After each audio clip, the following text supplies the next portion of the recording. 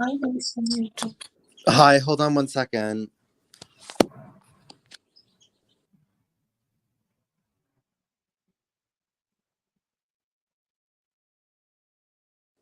Hold on. I gotta leave and come back in. Hold on. Okay.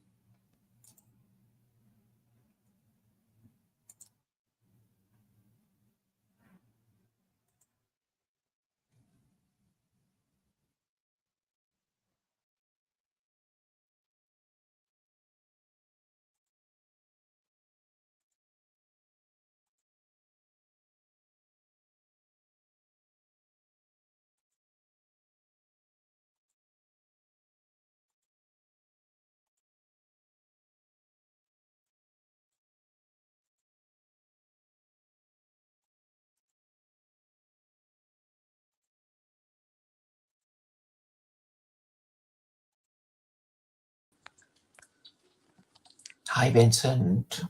Hello, how are you? I'm fine. How are things? Hold on one second. I'm trying to connect this to my headset. Hold on.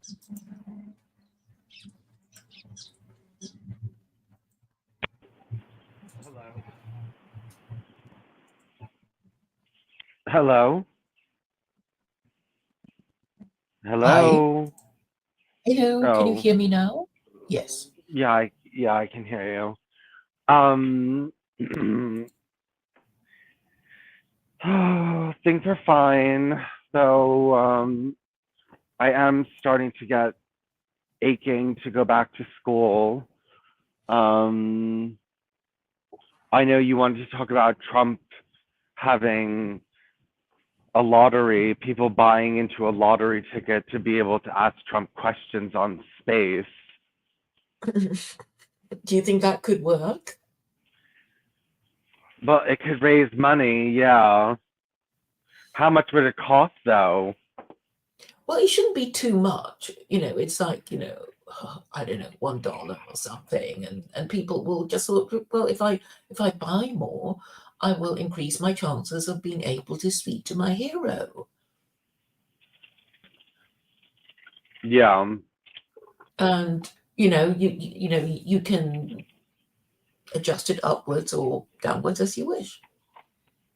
It'll be fun. It's a fun thing to do. I mean, I hope technologically it is feasible,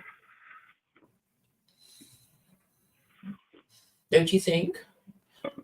Yeah. And I was thinking, you were talking about what's too many boomers, and you can say send in your date of birth, so it would be I guess 8 digits, you know, like 0101 1900 or 2000 or something, and then you can kind of say, well, this week we're gonna do boomers, and gonna next week we're gonna do Gen X, and you know, and do it in rotation so everybody gets a nice hearing. Like this week, our lottery will only um, feature winners from who were born in a particular year. Oh, yeah. Well, these people aren't that clever to do things like that. Like, okay, like, let's see who the next, let's see who, okay, this is the last, well, Kamala's not that old, but, well, I'm surprised Kamala is not doing that because how old is Kamala? I don't know, but Let me I'll look check. it up. Look it up. How old is she? She's not young, but she's not like too terribly old. Is she 55? Let's see when she was born.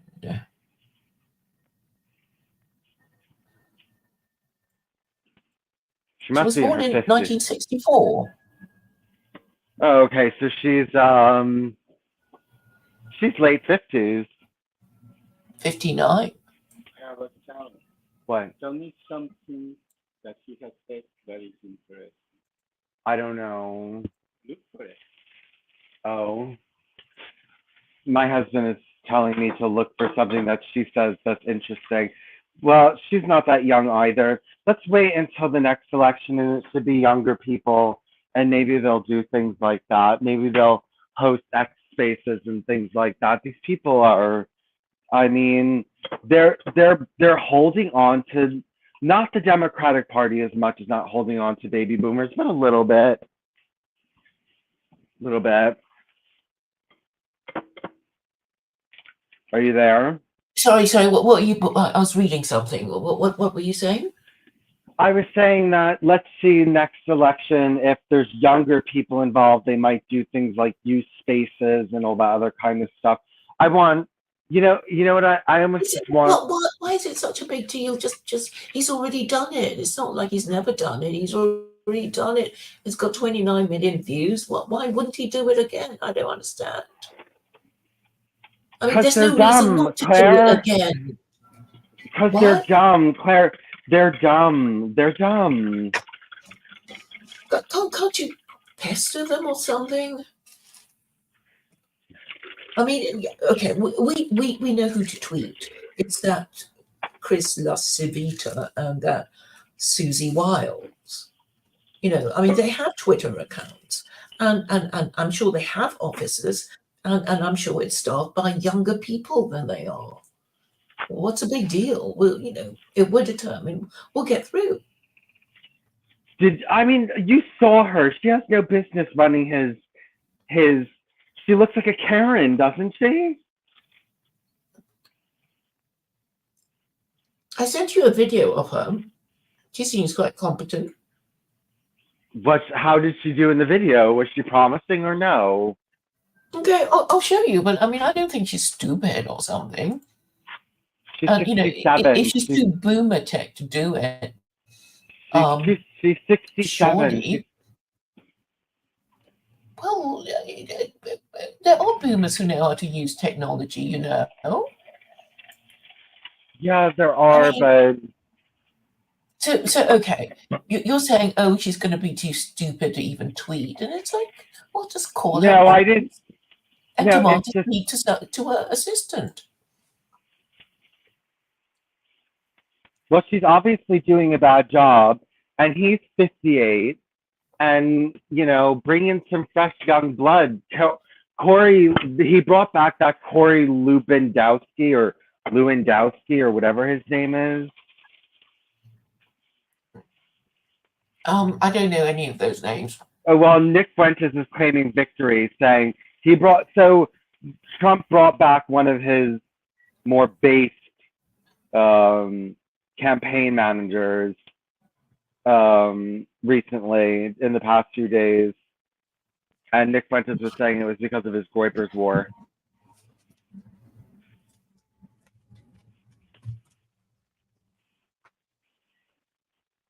I mean, what is the problem with people like Nick Fuentes saying, I want to ask Trump a few questions about his, unconditional support of Israel. And okay, if I were Trump, it's like, okay, I'll speak to him on my space, right? What's so hard about that? I just don't understand. Yeah, he could be doing spaces all day. That's what I would Yes, be that doing. would be just wonderful and so easy, and he doesn't need to go on these exhausting rallies anymore.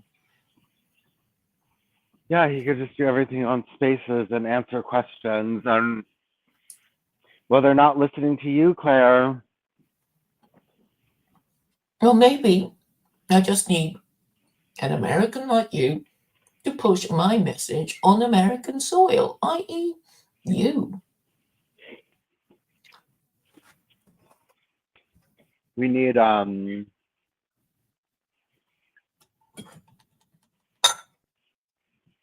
Vincent, you can do it. What? Is it a matter of me calling up this woman? Well, why don't you call her? Okay, Susie Wild. So where would we contact her? hold on one second, Clara. I mean, she's in your state, right? Or is she now in Washington? Well, she must be in Washington, or I don't know where she is. Oh, Chamo, could I have a soda, my baby? Mm-mm.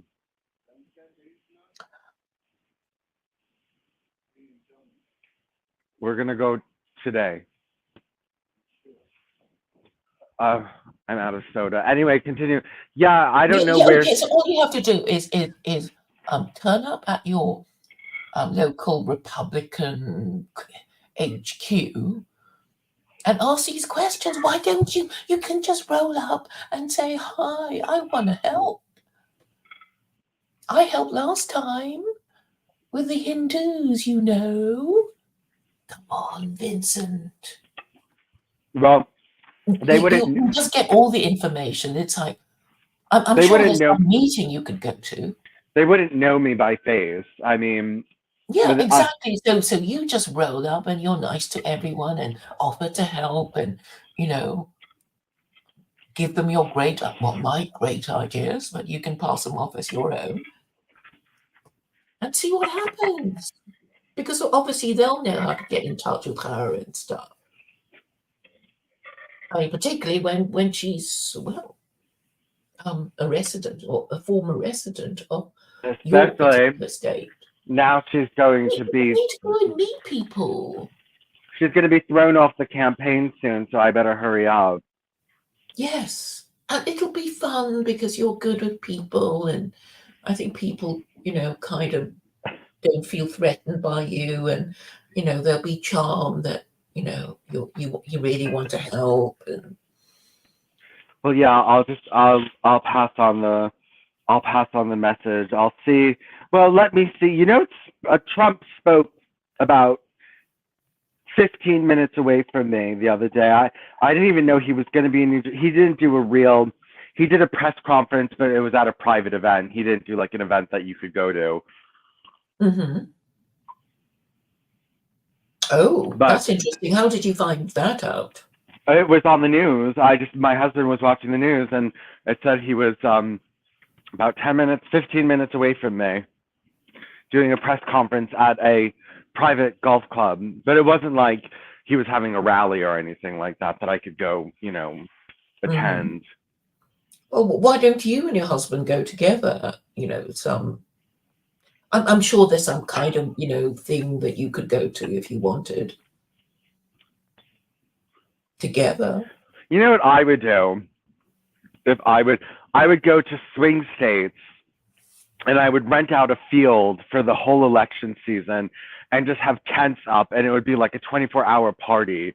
Anyone could go there, hang out, get food. This is so Hogarthian. That's so what? Well, William Hogarth drew a series of paintings of how English politicians would campaign, and it was basically about just feeding people and giving them free food and drink, and you'd see scenes of drunken gluttony and revelry, and that's how campaigning was done.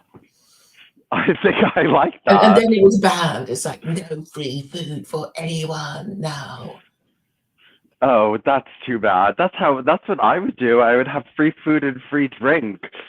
I'd have a nice. It's so obvious and so corrupting that they kind of headed you off of the paths a long time ago.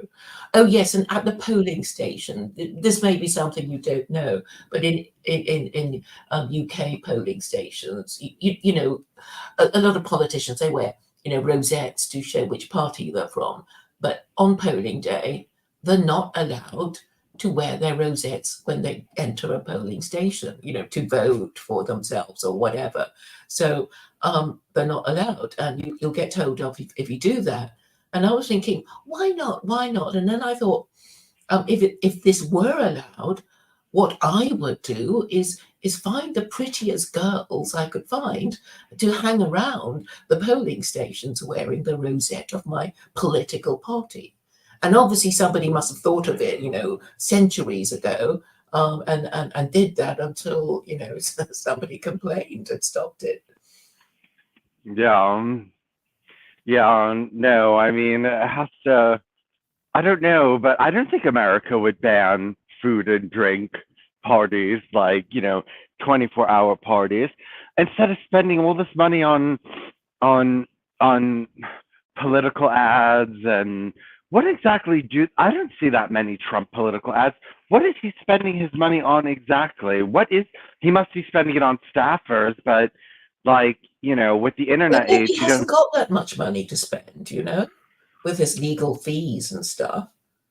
And maybe he doesn't really need to tell people to come and vote for him. It's sort of like, if you don't want Kamala to be president, then you go and vote for Trump.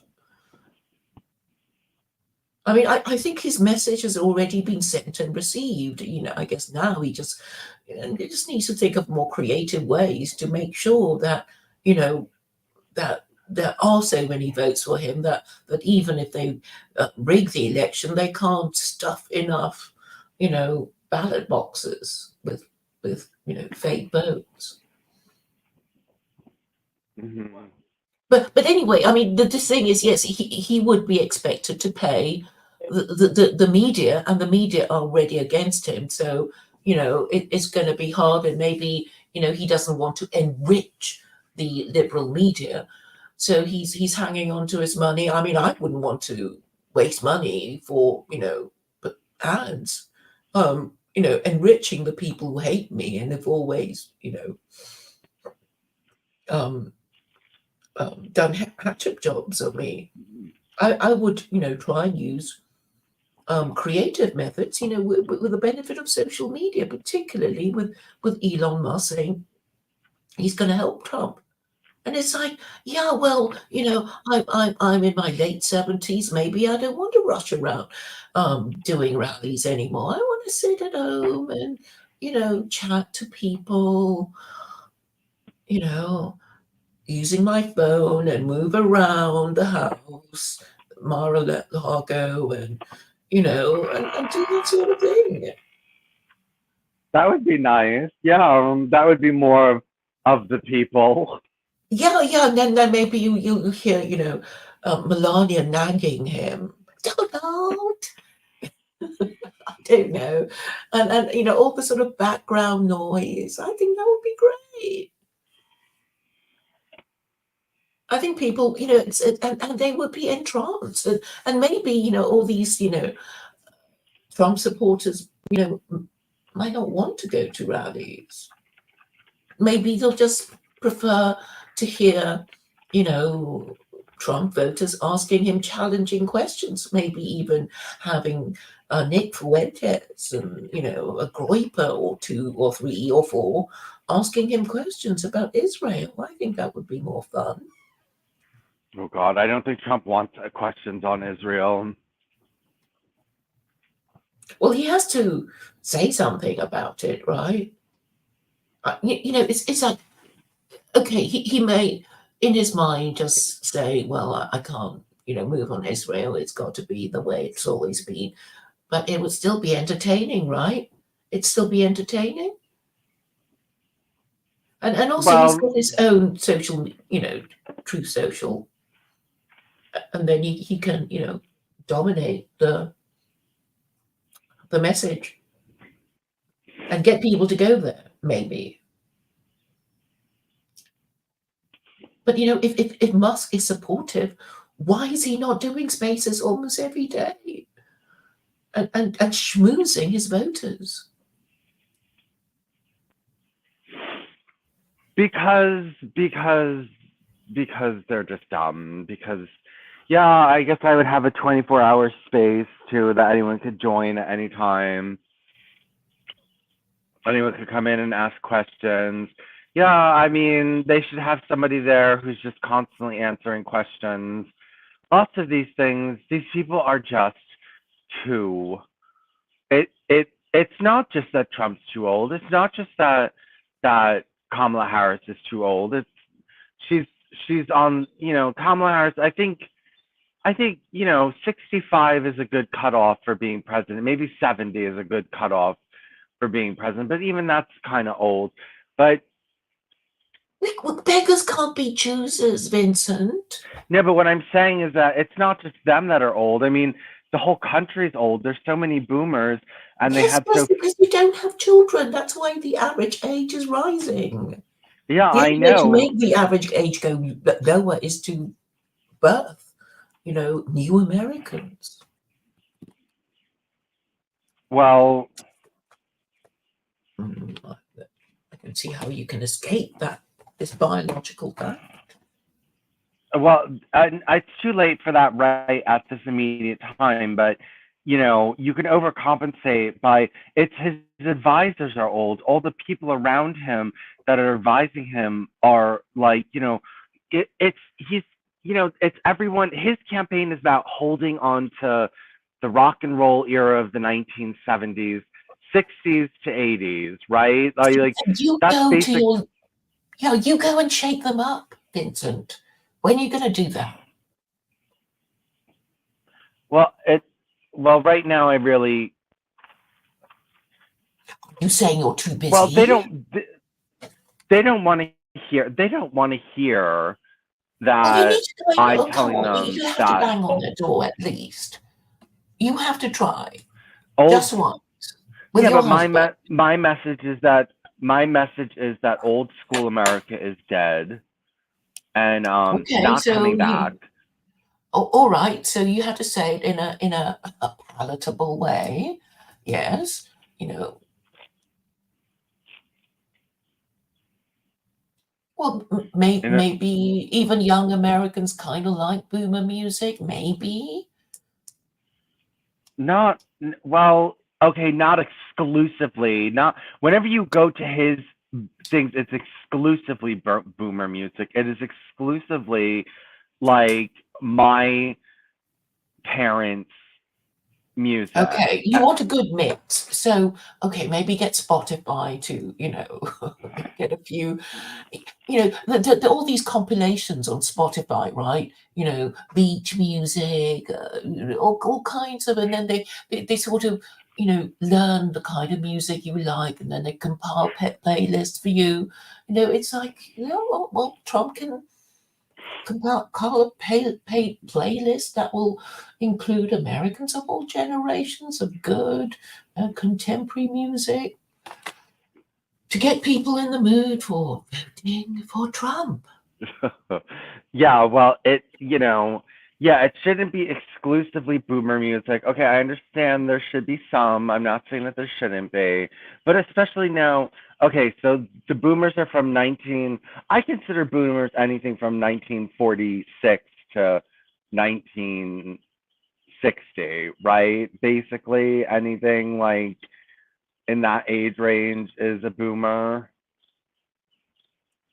I suppose. I mean, there is no sort of definite cutoff point because the ending of the boomer is sort of does it begin with an O or an O, in it, or something happened. So I guess somebody said 1964, which is when the swinging 60s began, or I don't know, there's sort of things like, oh, the student riots, the student demos in France and stuff. So I don't know, but anyway, if you're just aging people with categorizing people, but according to the year of their birth, then um yeah, you I guess it ends in 60s or the early 60s.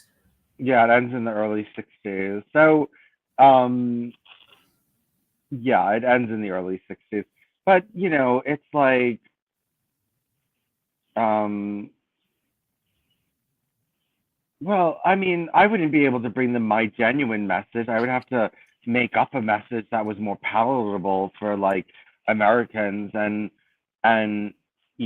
but no matter what you do, even if the economy does get better in America, which is okay, the economy is not the worst thing on earth, but I mean, it's not what it ever used to be.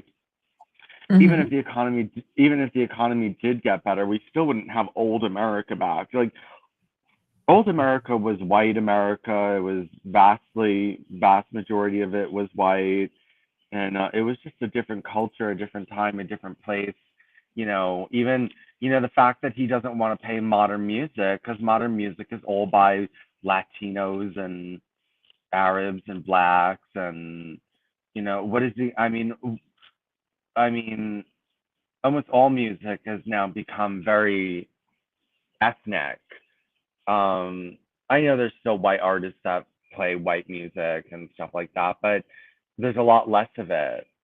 You know what I mean? You're not like, he's playing old music that was played by white people 50 years ago when almost all, everyone on the radio was white in America. I mean, there were Hmm. black people, of course. I'm not saying that there weren't, but it wasn't like it is now. And Okay. Well, I don't know. I mean, there can be, I don't know. Well, Al Green, Fleetwood Mac, but then you'll get these sort of stupid, Rolling Stones saying, "Oh, you can't use our music, Trump, because we don't like you." well, You know. they But can't stop okay, we him. won't use your stupid music then. But I'm sure there'll be plenty of people who, artists and bands will be happy for Trump to use their music. It just has to be, create the right mood, right? Hmm. So I think it can be done. I mean, okay, so you can approach Spotify, who are big and they might, want to be helpful, or their competitors. It's like compile a list of, yeah, music that includes boomers to, well, people Gen of voting Z. age. Yeah. Yeah, Gen Z is voting now. Like people forget Gen Z is voting now. They've been voting for a while actually. They're over 18 now. Let's see, when is Gen Z? Okay, I think all of Gen Z is voting. Well, maybe 50%. Gen Z, let's say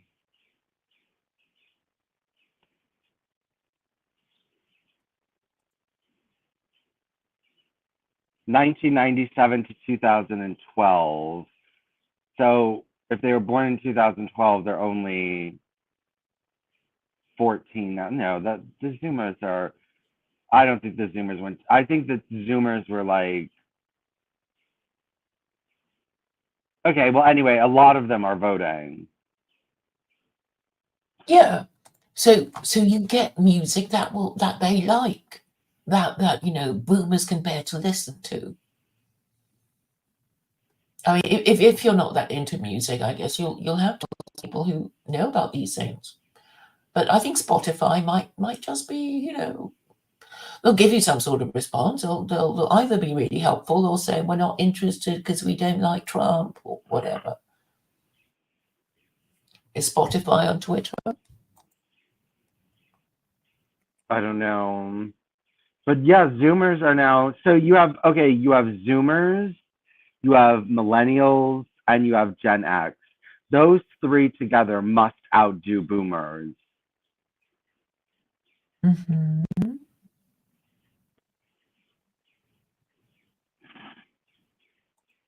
Yep, Mu- Spotify is on Twitter.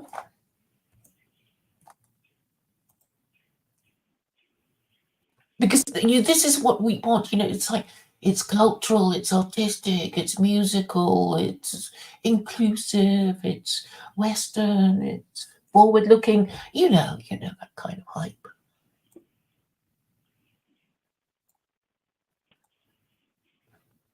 well, Do you use Well, Spotify? isn't Nick Fuentes already kind of doing this job for me? I mean, a little bit. I mean, okay, you don't know who that Lewandowski is. What was his name? Corey Lewandowski. Corey Lewandowski I don't know. is an American political operative, lobbyist, political commentator, author who is politically associated with Donald Trump. He was the first campaign manager of Trump's 2016 presidential campaign and was fired by Trump during the Republican primary. He later became a political commentator for One American News Network, Fox News, and CNN. But now he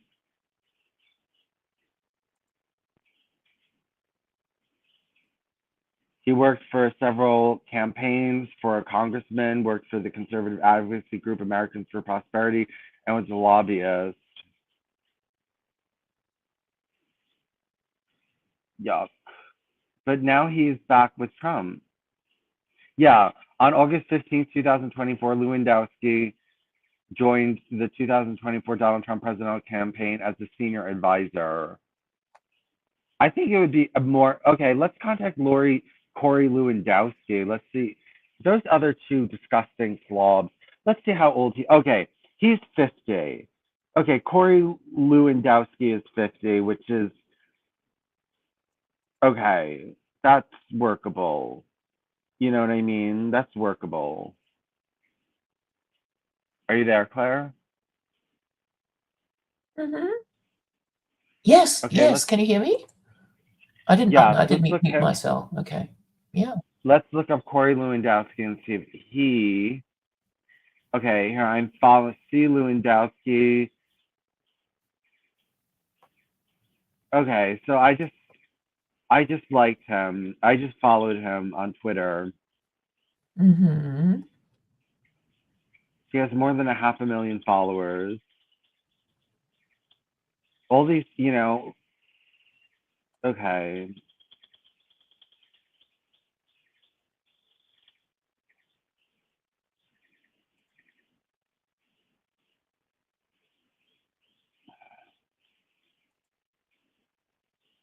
Okay, I'm looking at his timeline. This looks like just.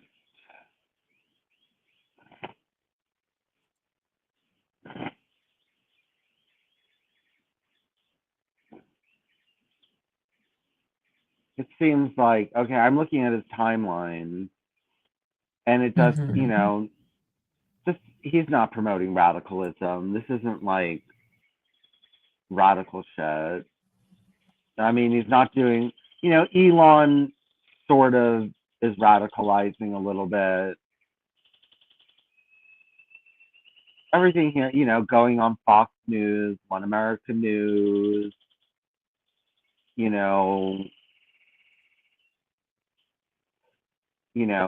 not going, I don't know, Corey Lewandowski right now, I don't think is speaking to Groypers, but okay. I don't know why the what you could do is why did the Groypers like him? Why do the Groypers like him? why do the Groypers like Trump or Nick Fuentes? Lewandowski. I don't know. But well, I mean, if you tweet at this Lewandowski person, I could reinforce your message if you let me know, if you tag me. Yeah, I can. I don't know if you can message him. Yeah, we can. Of course, we can. I mean, it's just that. Okay, he hasn't got that many responses, right? Okay, so he's just tweeted 42 minutes ago, and he's got 142 responses and 1,000 retweets and 1.6 thousand likes and 24,000 views. That's good for 46 minutes of coverage. That's impressive. Mm-hmm. And then another hour ago, his tweet has 137 comments, 696 retweets, and 1.4 thousand likes, and 27,000 views. So he has reach. Yeah.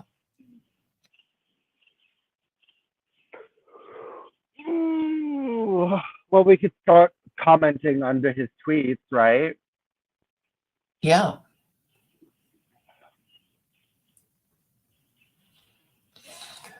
And I guess we better follow Lara Trump and Eric Trump, and Trump's kids should be a little bit more savvy than they're being. But politicians like to keep themselves distant. They want to be distant. They don't want to be like, they want to be distant. Distant from their voters? Is that what you're saying? Yeah, they want to be distant. They want to be like up in the castle. You know what I mean? you know, the king shouldn't cheapen himself by just putting himself down with the commoners all the time. He should be, you know, elusive and this kind of stuff. So that's old school politics. Maybe politics have changed. Maybe people don't want that anymore. Maybe people like do want someone that's like down low with the people. Yeah, that's why you had what was called fireside chats, and that was an American invention, wasn't it? I forget which American president, started these sort of fireside chat. Disgusting. Yes, Franklin Roosevelt started it apparently, and then it caught on even with the Queen. The Queen, at Christmas would, kind of do the royal equivalent of it. So actually, the very useful just to show people that you're kind of this grandfatherly figure sitting in front of a fire dispensing wisdom, in an approachable way. And the thing is, okay, you can be approachable for, well, when you want to be, and then be distant when you don't want to be approachable. But of course, now he wants to be, or he wants to give the appearance of being approachable and show that he cares, and is anxious to deal with the concerns of the American people, and they're very concerned about World War III.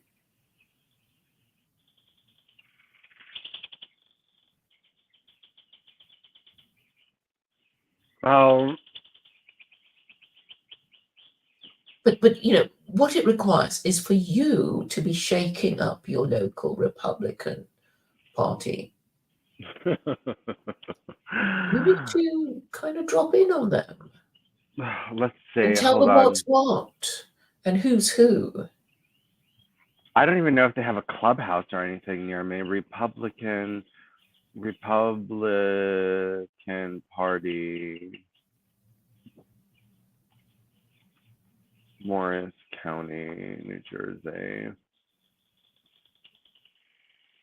Morris County Republican headquarters. They have a phone number. Let's see, where are they? Morris Plains. Let's see how far away it is from me.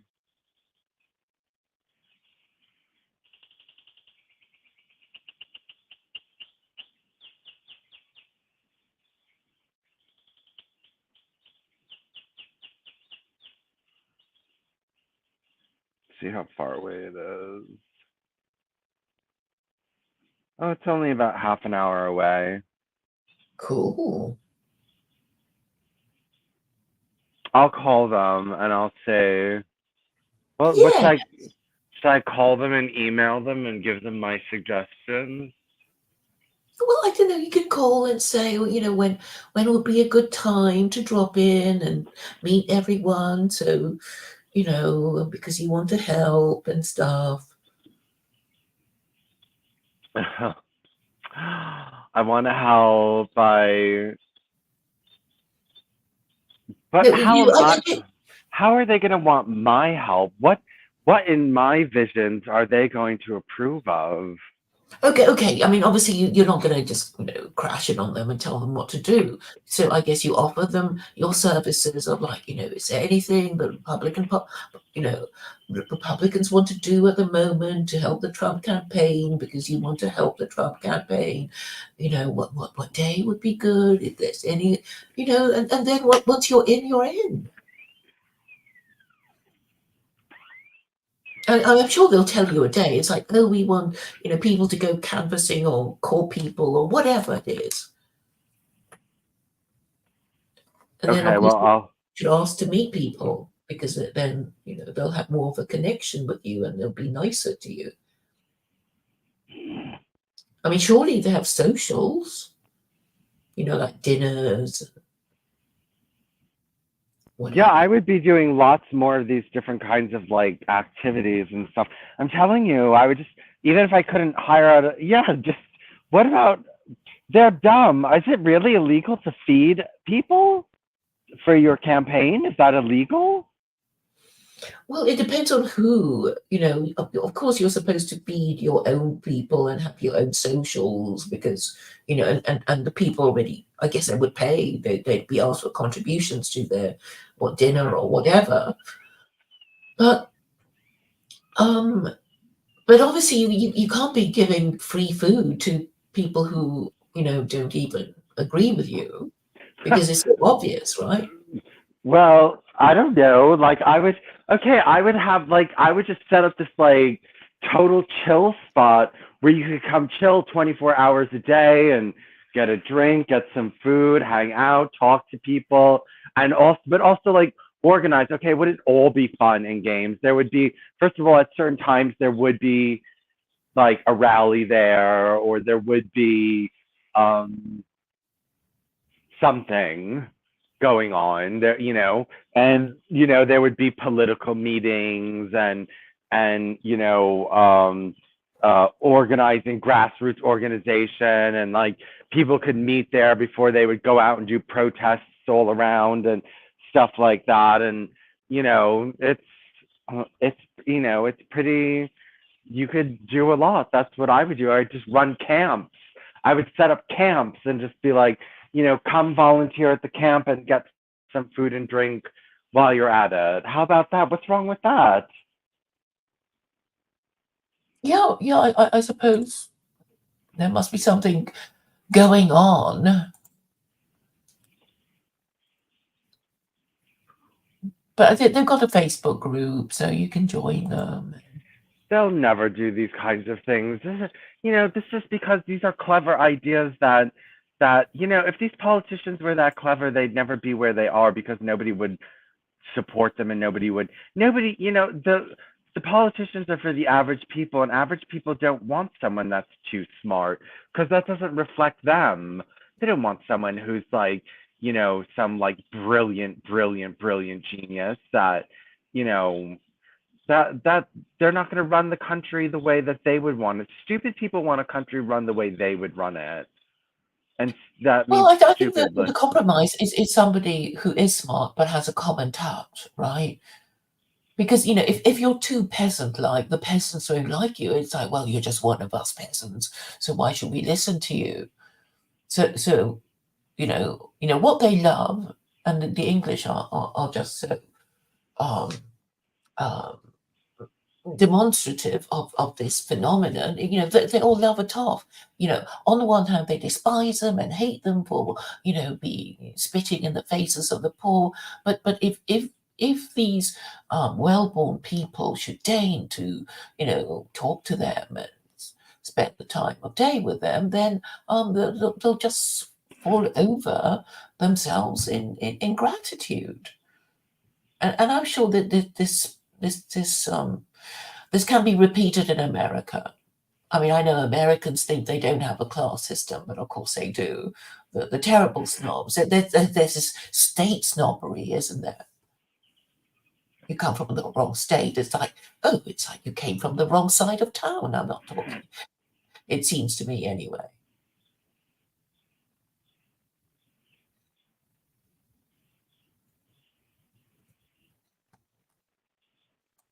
It seems to have gone quiet. I'm looking at this Morris County official and legislators. Oh.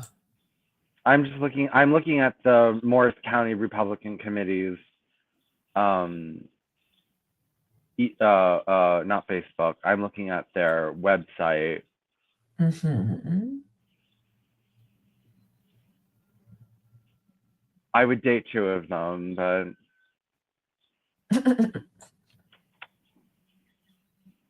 Oh, attractive men. yes, there are actually two. Okay. Can you send me the links to see if I agree with you that they are attractive too? Hold on, let me send it to you. The two at the bottom, when it, the two at the bottom. Now there's a row. There's two rows, and there's two men at the bottom. The women, Okay. the women don't seem that attractive. One of them obviously has had lots of plastic surgery. The one at the bottom, Yeah, you can see the one. she's had lots of plastic surgery, you can tell. You can tell it's a bit sad. Yes, the two at the bottom are quite attractive. Yeah. Oh, that's nice. It'll make you want to go. Oh, Lori Marie Ollie chair. Actually, I like the Laura Marie Ollie. I like her looks. She looks like she's a little bit different, a little bit shifted. Mm-hmm. Oh, she's quite attractive. And she's not unattractive, but I don't know, seems to be something. She doesn't look like, okay, look at Kathy Daly. You know, she looks like a total politician, like pushover, like Mrs. like goody two shoes. Yes. You know what I mean? Like, you know, with that blazer and everything like that. These type, they all wear these same type of clothing, these political types, especially the women. Women's political attire is very noticeable. Nobody dresses like that except for politicians. And that very, like, I can't even explain it. Like, In that corporate way, yes? It's yes, you're that, part of corporate culture if you dress like that. It says things about you. But I agree with you about the chair. You know, it's like she looks like she could have an interesting history, but not the treasurer. no, not the treasurer. The treasurer looks like she's a little bit too. Too And goody then, two shoes. yeah, she looks like she's wearing what she's supposed to be wearing, and she seems just like, you know. And then, well, the vice chair, Peter King, I don't really know anything about him, or Joseph Bell. They look boring. Yeah. Yeah, let's say I'll contact them, and then I'll see what they have to say if they have anything going on. Oh wait, they don't have their phone numbers. They don't have. Oh, get email. Events. They have a phone number. They have an email. Well, what should I email them? They probably won't respond to email if I know these people. Okay, they've got a calendar, and all these things going on. I don't know what they are, but Hold on, let me look. Events. on the They don't. 31st. August 31st at 5:30 p.m. Jersey Girls Brewing with Surrogate Heather Darling. Let's go country surrogate. No, let's get county surrogate Heather Darling reelected. Join Heather for a night of crisp brews at Jersey Girl Brewing, which Jersey Girl Brewing is. I can't. Oh, so well, they have Jersey Girl Brewing on their side. It sounds like the party is 10:30 to 12:30 a.m. Sorry, 10:30 p.m. to 12:30 a.m. So I guess your time. Oh, Mine is 5:30 to 7:30 p.m. okay. And actually, it's sorry, that was July. So I've got it's finished. Oh, I'm looking at August 31st. Mm-hmm. Oh, wait, no, I'm sorry. Maybe I'm looking at the wrong thing. Yeah, you're looking at this Jersey Girl Brewing thing was in July. So what you want? So the next thing for you is the 21st. Mount Olive, which is where I live, Mount Olive Republican Club, Enzo's Pizza and Restaurant. Oh, where is that Enzo's Pizza? Oh, Bud Lake.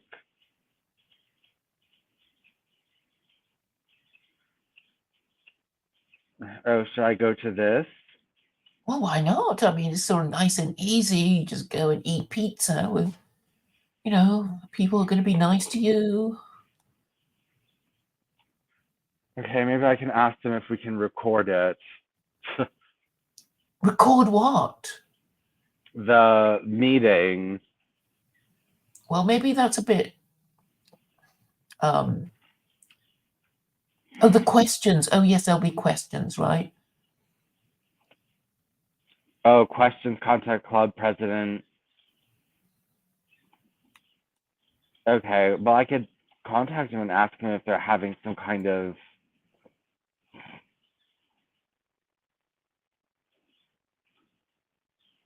And then on the 22nd, which is, well, just in a few days, they'll be wanting help to distribute campaign literature and walk lists. Oh, I'm not going door to door. I've done enough of that in my life. Okay.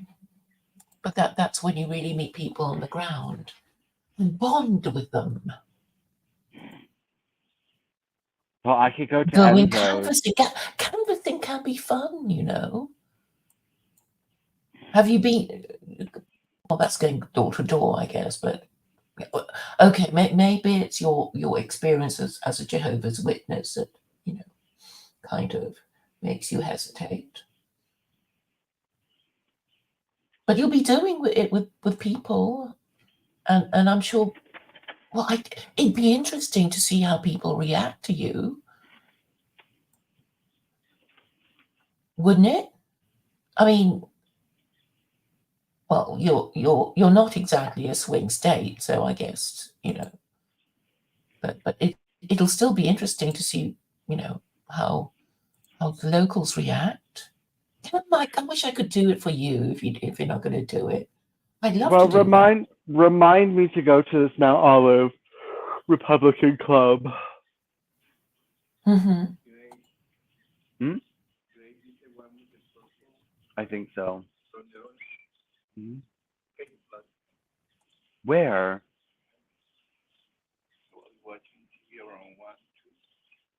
Hold on 1 second, Claire. Okay. By himself. Like turn it off everything. Can see the flashlight and he was there trying to come back. We have birds that escape. I have very small birds that can get through the bars, and so sometimes they escape. And one escaped last night. Okay, but I'll try going to this Mount Olive Republican Club, Yeah. and I'll just, you know, I could pass out flyers on secular Corona. So. Maybe not frighten them quite so soon.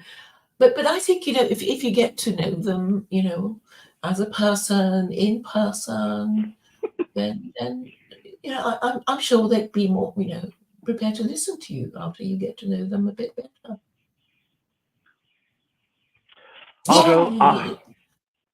I'll go ask them. I'll go see. I'll go give my suggestions. If they're, you know, I'll be very upset if I get there and they're all boomers. I'll be very upset. Well, they don't look like boomers in their photos. They look like, well, they look like they could be younger than you. Some of them.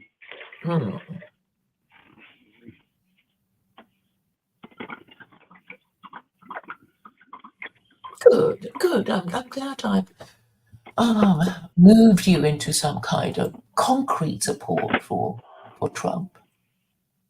You know, yeah, we'll see. Well, they didn't actually even mention Trump on here, did they? Are they? Maybe they're an anti-Trump cabal. Well, it's local politics, isn't it? You know, it's just getting their local councillor or something. But you know, you'll find out the lie of the land if you keep quiet for a bit and, you know, let them do the talking and maybe open up, you know, a bit later when, you know, you get to know them a bit better and know whom not to upset. God. It'll be fun. You're gonna love it. All the networking. Because you're good with people, aren't you? Not sometimes, not always, sometimes. Yes. Well, when you put your mind to it. Don't you feel already more optimistic? I do. Why was that there? Hold on one second, Claire. Why did you block off the nest? Oh, yesterday. Yesterday, the day before, I thought to put the tiger there. Oh, I thought so. They didn't start to call me. He was too big for that. And I forgot to keep. um,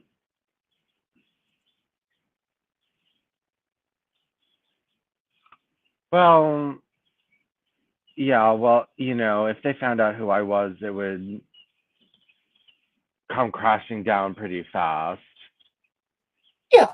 So you don't have to, be too flamboyant. Just anxious to help. So you gather as much information as you can.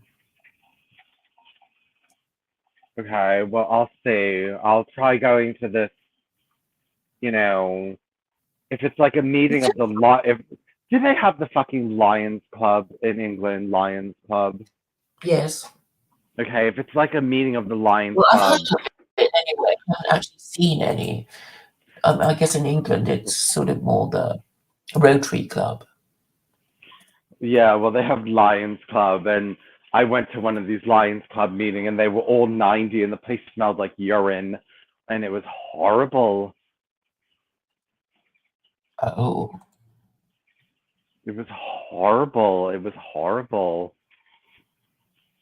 Yes, well, there is a Lions Club in the UK. What does a Lions Club actually do? Um, improve health and well-being, strengthen communities, humanitarian service and grants that impact lives globally, encourage peace and international understanding. Whatever. Yeah. They're you don't want to walk into your political party and it's like a meeting of the Lions Club. It's just not. Well, it doesn't look like that's going to happen with, Well, the I'll people that go. we've just been looking at. Yes, yes. They're funny. Yeah.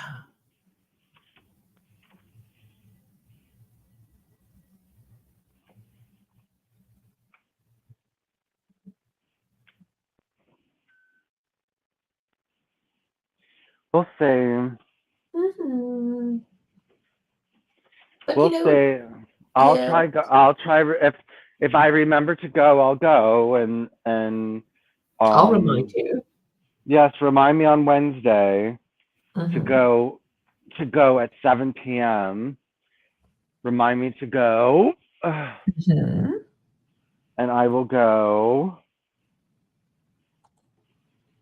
and I will consult them, and I will see if they are worth my time.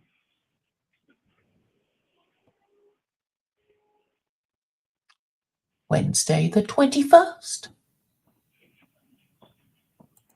Wednesday the 21st, yes. Mm-hmm. Hold on one second.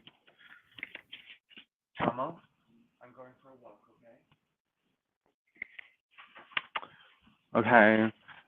Claire, if I might disappear for a minute. If I disappear, I'll be right back. All right. I'm just stepping outside, and sometimes when I go outside, I lose signal. Okay. Depends. All depends. All depends.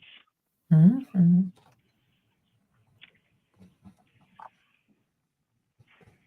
What can I say to entertain the listeners? Well, I'm here, still here, so you don't need to worry about coming up with stuff. But yeah, fine. What's the name of this stream? Oh, the Trump lottery. What did you name it? The Trump lottery space idea. Yeah, Claire, they're too clever. I mean, they're not clever enough for any of this. They're not clever enough for any of this, and they shun things that are clever. It's like it's like being the nerd at school. Like, okay, you might be smarter than everyone else, but nobody likes you. Like, You know what I mean? Like, they don't want to do it your way. You know, it's like, well, they don't. People don't want to become. He's dropped out. I know. I mean, there's These this thing people. called gate. What? You're dropping in and out, but I was saying that I guess in politics that there is this expression, gatekeepers. Gatekeepers who don't want to do things your way and feel that you're kind of, encroaching on their patch by suggesting new ideas. They really hate you for it. Yeah, they don't want new ideas. They don't want to lose control. They don't want it to become too creative or too intelligent, because then dumb people can't manage it. And so quite often it's a sort of status thing. I get it all the time, from people like Jay. It's like, no, you have to join us in complaining about Jews or Muslims. You can't be suggesting a solution. How dare you? Who do you think you are? It's that kind of attitude. Yeah. And it's sort of, there literally isn't anyone who is talking about solutions. So they're all complaining and just competing with each other to, complain loudest and, in a way that is most compelling.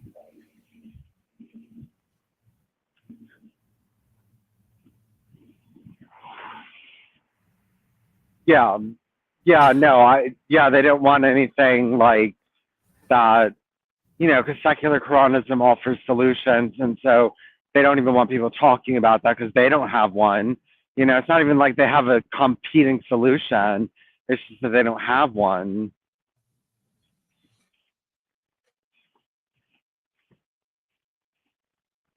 Yes, I think a lot of it is, how dare you? How dare you suggest such a solution? And you think, okay, you don't like it, but well, at least challenge it and say, well, I don't know. I mean, there's so many ways of challenging any claim, aren't there? Well, I think there are. Or they're just sort of not intelligent enough to even deconstruct anything.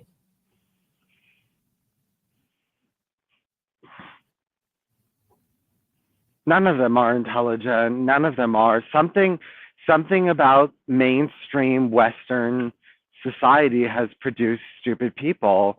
And, I kind of am unhappy that I was not raised in mainstream society, because now everyone's just too stupid for me to deal with.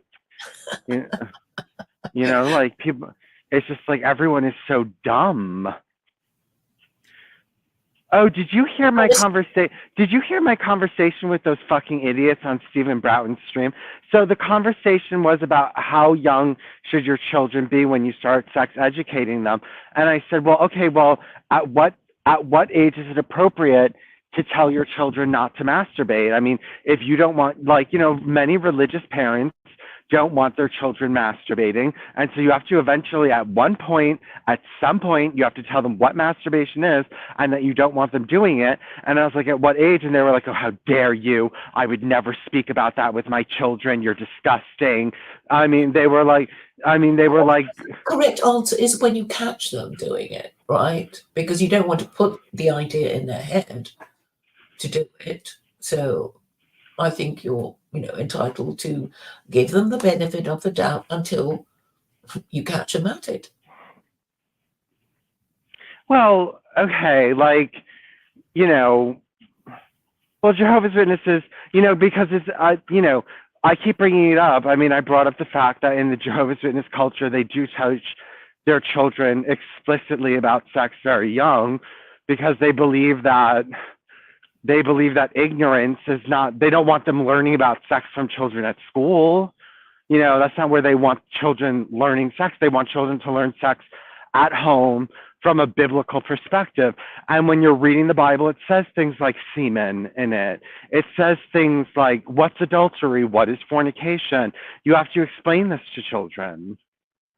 I see. So at what age were you told about these things? Well, my brother and sister knew what these things were from like 6 and 7 years old. I mean, yeah, they knew what these things were. I mean, not maybe like, yes. And also, I remember when I was a child at 5 or 6 years old, my father and my stepmother used to read a book to us, and it was meant for children. And this was before the tranny age. This was before all the age of this. But it was, mommy has a vagina and daddy has a penis, and this is what it looks like when they get in the bath. And it showed pictures of, it showed like, they read that story to us to teach us. You should teach your children what vaginas and penises are. You know what I mean? They have them. You know what I mean? And like, small boys get erections. I used to get erections, and I would tell my mom, and she'd be like, "Oh, well, that just happens, sweetie, sometimes." You know what I mean? But like, you know, I knew what to call it. You know what I mean? This kind of like, I think there's such thing as responsible sex education for children. Yes, but because you kind of need to protect them in case some sex predator starts, touching them inappropriately. They need to know that, you know, nobody has the right to, touch them in that way. So yes, it's also for their own protection, but obviously, you don't want to be putting ideas in their head. So it's a fine line, and I guess they were kind of getting. I think they were just getting ready to condemn you, whatever you said.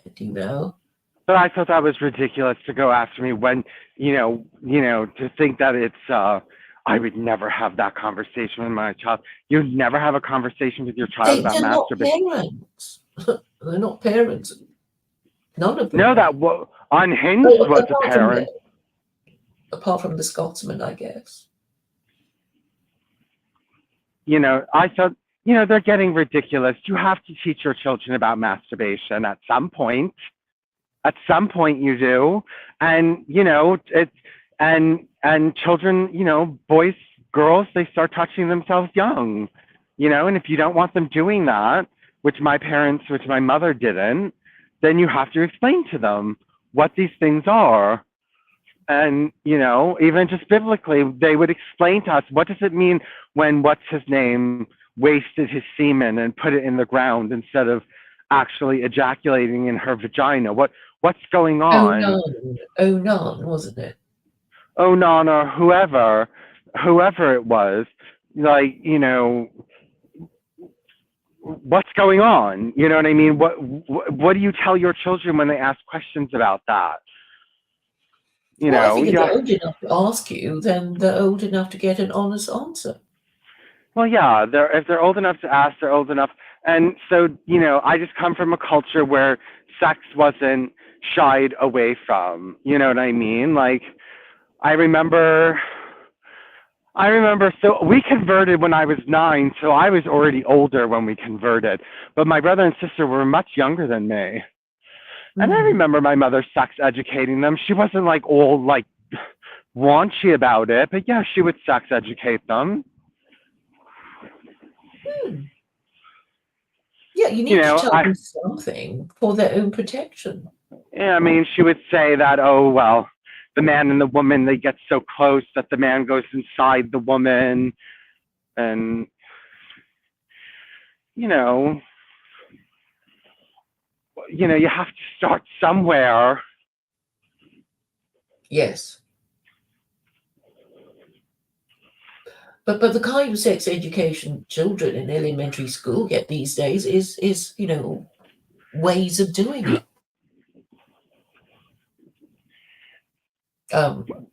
Like how lesbians do it and how gay men do it, and I suppose and that is, the objection. Well, I think if you're going to show how one does it, you should show how the other, whenever they're ready for straight sex talk. I mean, they're ready for gay sex talk. I don't care about that, but I suppose that would be considered controversial by some. Well, it shouldn't. I mean, if you're talking about straight sex, I think, then you would also be saying, well, you're not supposed to have sex until you're married. So, that kind of, makes it clear also for their own protection. well, that's even more. Oh, I think even less people agree with that. Even Christians who have all had sex outside of marriage. Well, I suppose you'll just have to wait until your parents say, well, so and so had sex outside marriage, and why can't I? Whatever. But I suppose, the first time maybe you can, give them your interpretation of what should and shouldn't happen. But I think a lot of sex education for girls, I suppose, is also protective of them. Don't let strangers touch you in an inappropriate way. And I guess children need to be told that too. Boys included.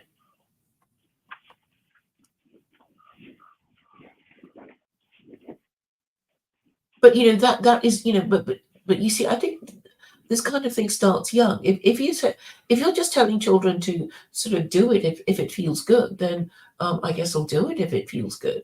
But then that's why you kind of have to give them the the traditional idea of it. You're only supposed to do it with very special people whom you trust and love and have come to know over time. And that should be the basic lesson. And as for people you're not married to, maybe a lot of adults find it a problem too. They don't know whether they should put out or not after how many dates and how many dinners and how many a lot of grown-ups don't know, and they also get hurt.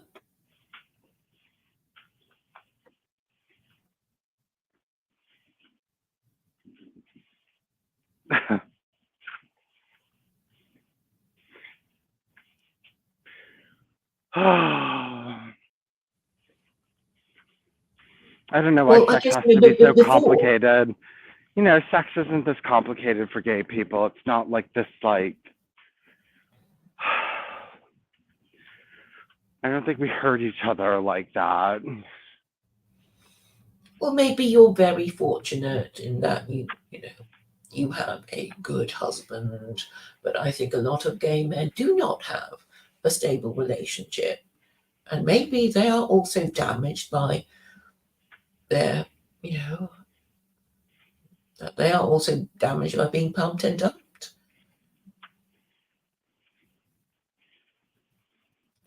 Earlier today I was talking to these Australians and they were just complaining that, it's so hard to get a decent woman who doesn't ask for the moon and the sun and the earth, to even look at you. And they want to live in the city and enjoy city life, and they don't want to move to Tasmania with you and give you lots of children, that sort of thing. Yeah, well, yeah, I know these. I want a woman who doesn't ask for everything, but I want you to leave civilization and have 8 children for me.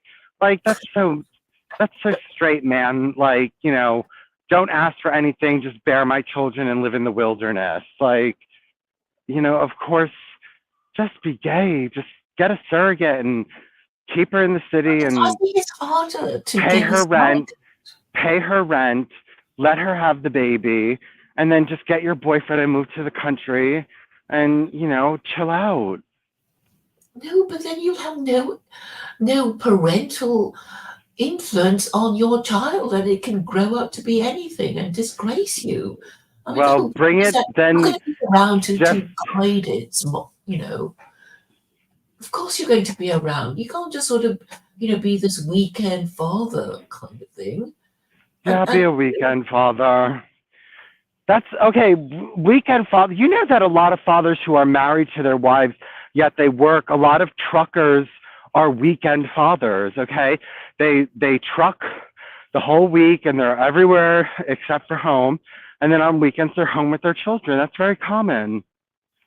Okay, I understand, but that's not ideal. I mean, obviously there will be fathers who are often away, but at least they know who their daddy is when he does come back. Yeah, they would know who the daddy is, and daddy goes into the city to go see surrogate mommy and the baby. Now, Vincent, under your system, with all these different daddies in these creches, in your gay daddy, all daddies are gay kind of scenario, they won't know who their daddy is. Yes, they'll know who their father is. Please, they'll know. How? In your your utopia of after you've got rid of all the women because you don't need them to be your baby machines anymore. I'm afraid your sons will not know who you are if you're not going to be there for them. So I don't know. You'll get very confused, people. I mean, come on. What's it called? There's some sort of syndrome for attachment disorder syndrome or something like that Carol was trying to tell you about when she last spoke to us. That children who go to creches have, because every day not in a creche and it's looked after by a whole bunch of different people. And then they won't know which adult to trust. Well, you know what I never heard? I never heard of Jews coming out of the kibbutzes complaining about how horrible it was and how they were raped. And, there's not a lot of atrocity literature that came out of the Jewish kibbutzes. Well, the thing is that the kibbutz is not what's the word, halakhic. And it's just a sort of secular Jew idea that the religious Jews certainly do not agree with. In fact, they're horrified about it, and it's like some kind of commune thing that is no longer being maintained, is it? I think they've stopped all that kibbutz thing. A little bit, yeah. But I mean, I don't think they came out with horror stories. There's no like, I was raised in a kibbutz. Like, there's no like horror tales, like movies about how horrible these kibbutzes were. And these were liberal people that were raising children, they were liberal people raising children. Well, that is not Judaism, really. Kibbutz. Let's look up what's happened to them. A kibbutz is a communal settlement in Israel in which all wealth is held in common and profits are reinvested in settlement. The first kibbutz was founded in 1909. Currently, there are about 270, with a total population exceeding 120,000 people. Okay, that's a lot. And why aren't all these kibbutz children coming out in Israeli society and saying, we're being horribly abused in these kibbutz, please come help us? Oh, I don't know. But maybe 120,000 people is not that many. 120,000 people in the state of Israel is a lot. That's because 120,000 is 1/10 of a million, and there's only 8 million. So that means one in 80 children is raised in a kibbutz. That's a lot. Well, it's a kind of business thing, I guess.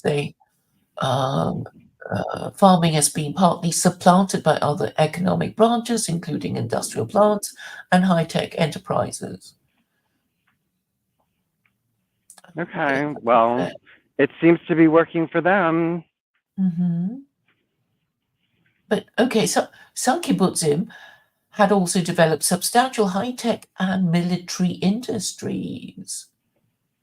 So I guess they're making, military plastics, and I guess they're making things people want to buy.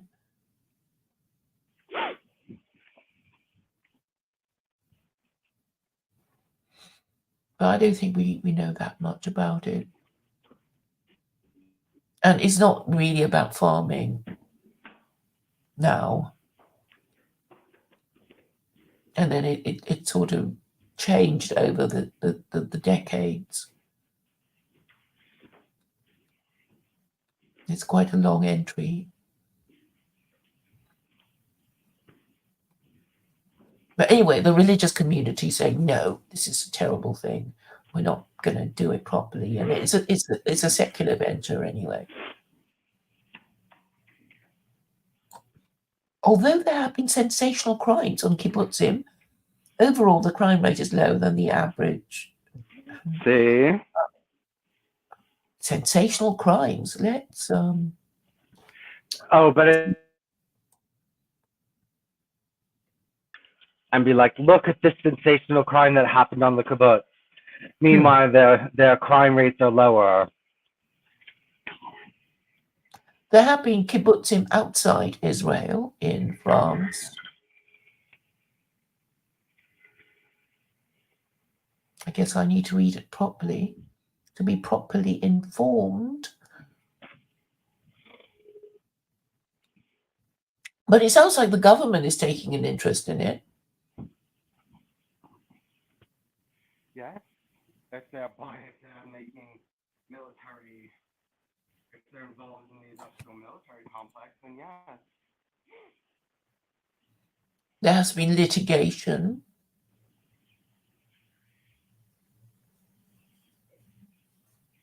Because they couldn't agree on what kind of cooperative society they wanted to be.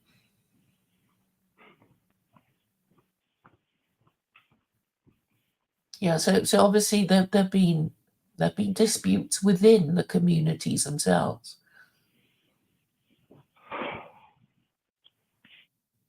Interesting.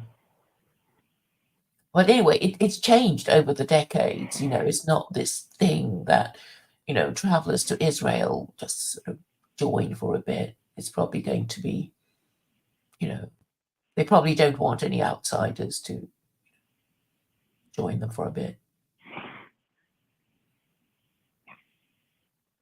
I think you'd have to be, an Israeli citizen now. Okay, child rearing. That's the interesting bit. Okay, from the 1920s until the 1970s, most kibbutzim had a system whereby the children would sleep in communal children's homes called Beit Yeladim instead of their parents' apartments. That, I guess, is what interests you about kibbutzim. Although the children were not raised directly by their parents, they knew who their parents were and formed close bonds with them. Throughout the morning, parents looked forward to the end of the workday when they could go to the children's house and pick up the children to play with them and dote on them. Children's societies were one of the features of kibbutz life that most interested outsiders. In the heyday of children's societies, parents would only spend 2 hours a day, typically in the afternoon, with their children. In kibbutz artsy parents was explicitly forbidden to put their children to bed at night. As children got older, parents could go for days on end without seeing their offspring, other than through chance encounters somewhere in the grounds. Ooh. Some children who went through children's societies said they loved the experience. Others remain ambivalent. One vocal group maintains that growing up without one's parents was very difficult.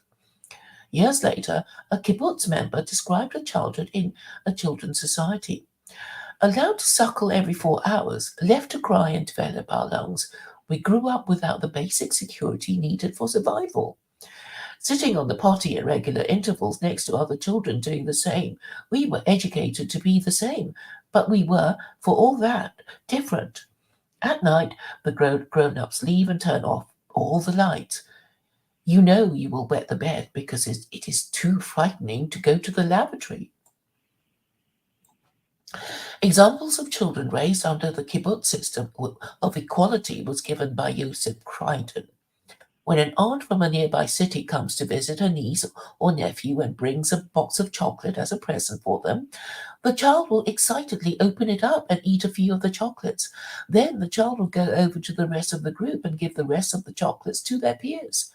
This is the ideology instilled in the children to value the self, but also to always think about others. Another example Joseph gives is that when his son, who was born and raised on a kibbutz and went into the army, he and his fellow bunkmates asked their supervising officer for a box. They wanted to keep the box in the middle of the room, and whenever they would get care packages, they would put the items into the box and share them communally. They did not want to be like most of the units of officers from towns and cities where each officer would hide their packages under their beds. In a 1977 study, Fox compared the separation effects experienced by kibbutz children when removed from their mother, compared with the removal from their caregiver, called a meta pellet in Hebrew. He found that the children showed separation distress in both situations, but when reunited, children were significantly more attached to their mothers than to the meta pellet. The children protested subsequent separation from their mothers when the meta pellet was reintroduced to them. However, kibbutzim children shared high bonding with their parents as compared to those who were sent to boarding schools, because children in a kibbutz spent 3 to 4 hours with their parents every day. In another study by Schaaf, the group brought up in a communal environment within a kibbutz showed less ability in coping with imagined situations of separation than those who were brought up with their families. This has far-reaching implications for child attachment adaptability, and therefore institutions like kibbutzim. These interesting kibbutz techniques are controversial with or without these studies. A mixture of criticism and nostalgia by some 20 adults born in kibbutzim in the 1930s were documented in the 2007 film Children of the Sun. The film raised much controversy and brought about a flood of reactions in favor and against the practices of child raising in kibbutzim in those early years of the kibbutz. Interviews were interlaced with original footage. Let's see if I can find. It's a documentary made in 2007. Maybe it's on YouTube or something. It's available. I think it's okay. We can actually watch it. The full film is available on the website for the Israel Film Archive. Okay, well that's good.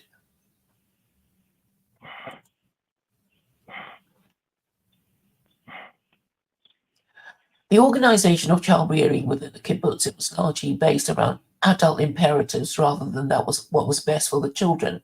Collective parenting was seen as a means of establishing gender equality between men and women. This was a common feature of many utopian communities. Higher education. In the beginning, higher education was not valued as very important to the kibbutz, as most of the work was in agriculture. As the kibbutz changed and moved towards manufacturing and industry, more young people went to universities and colleges to pursue higher education. The total percentage of members studying at universities among kibbutz students rose from 38% in 1978 to 54% in 1990. Originally, the kibbutz paid college tuition in full, but in the 1980s, with the kibbutz crisis, some began to pay a smaller share of tuition costs. Gender equality. The role of gender equality on the kibbutz is very complex. It's gone through cycles since the founding of the first kibbutzim.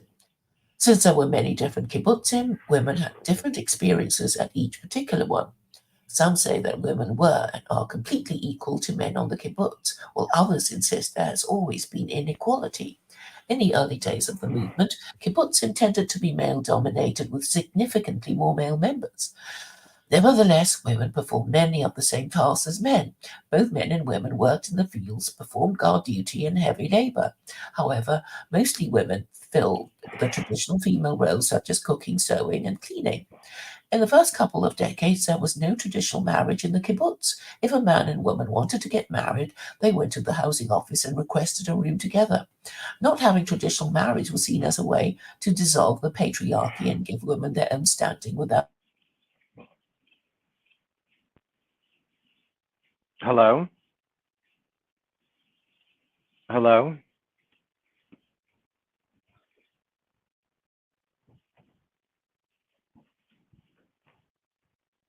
Hello?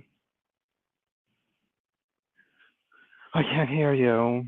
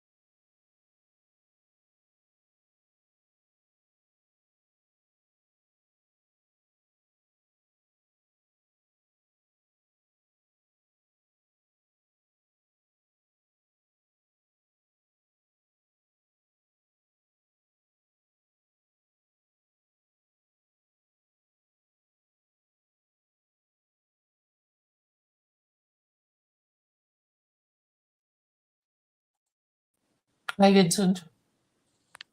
I think I lost connectivity. Hello, Vincent?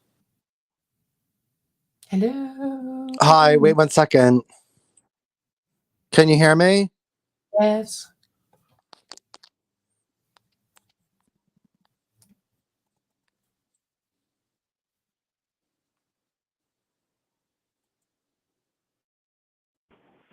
Hello? Hello. Hello? Can you Can hear you hear me? me? Yes. Yes. Can you hear me? Yeah. Hello. Okay. All right. Anyway, you get the Yeah. idea. I will post the link to the kibbutzim. There's quite a lot to read.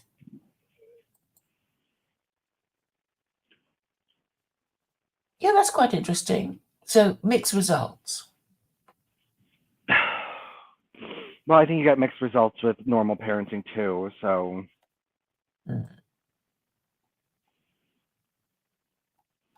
Yeah, I wouldn't mind watching that documentary. So the whole purpose was to establish gender equality.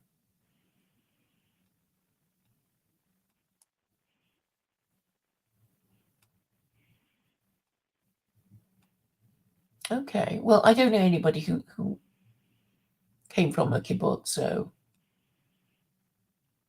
I have no personal experience of it. Do you think you would have preferred to have grown up on a kibbutz, Vincent? Maybe it would depend on what kind. Well, maybe Yeah. a secular, non-religious environment would have been better for me than what I got. But yeah, Well, I mean, you do say that you have received a significantly better education because of your religious background. So, well, that's not to be sneezed at, surely. well, my religious background, it divided me from the rest of the world. It really did. So,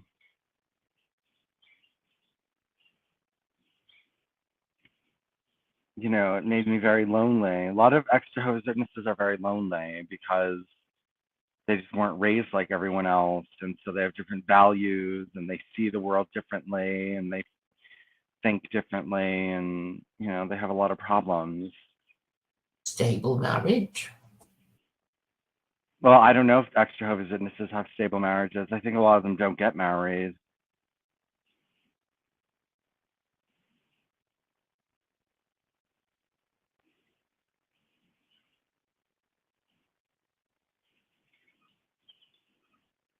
Hello? Hello? Oh no, I can't hear you again.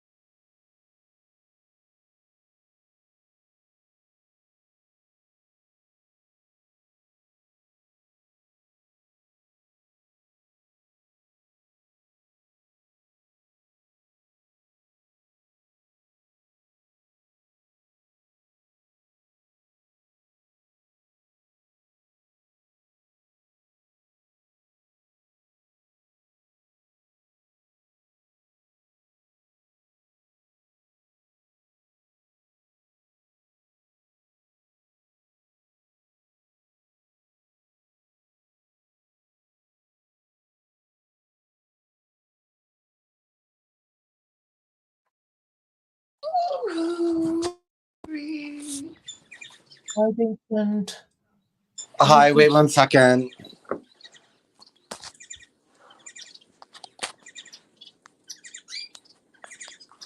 Yeah, quite a few viewers. The usual crowd.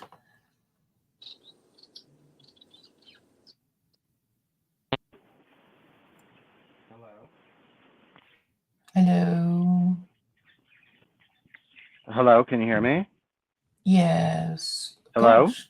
Yes. Can you hear me? Can Yeah, you I can hear hear you. me, Vincent? Oh, good. Yes, I can hear you. Wait, this is a Uh, new stream or this is no? no, it's the old one, but nearing the 2 hour mark because I had connectivity issues. Sorry to hear you've been ill. Effluent for you with your heart attack. Affluent for you had a heart attack? Yeah, it says in the chat. Oh, I'm sorry. That's horrible. I can't remember if he's nice or mean to us, but He's kind of, I don't know, he's a bit of a mixed bag.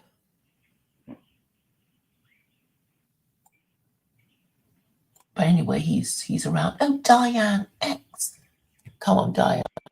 I wanted to speak to you. She's German, and I bet she's got so much to tell us. Diane, come on over. Come on in.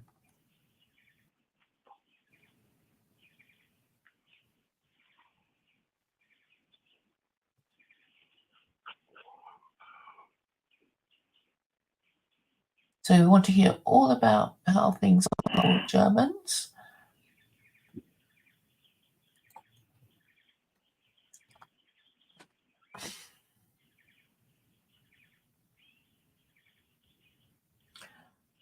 So the little that I know about what's happening in Germany is Germany.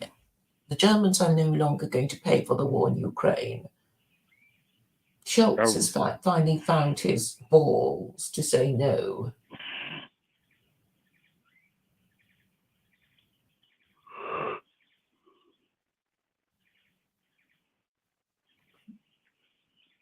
Yes, I was addressing you, Diana.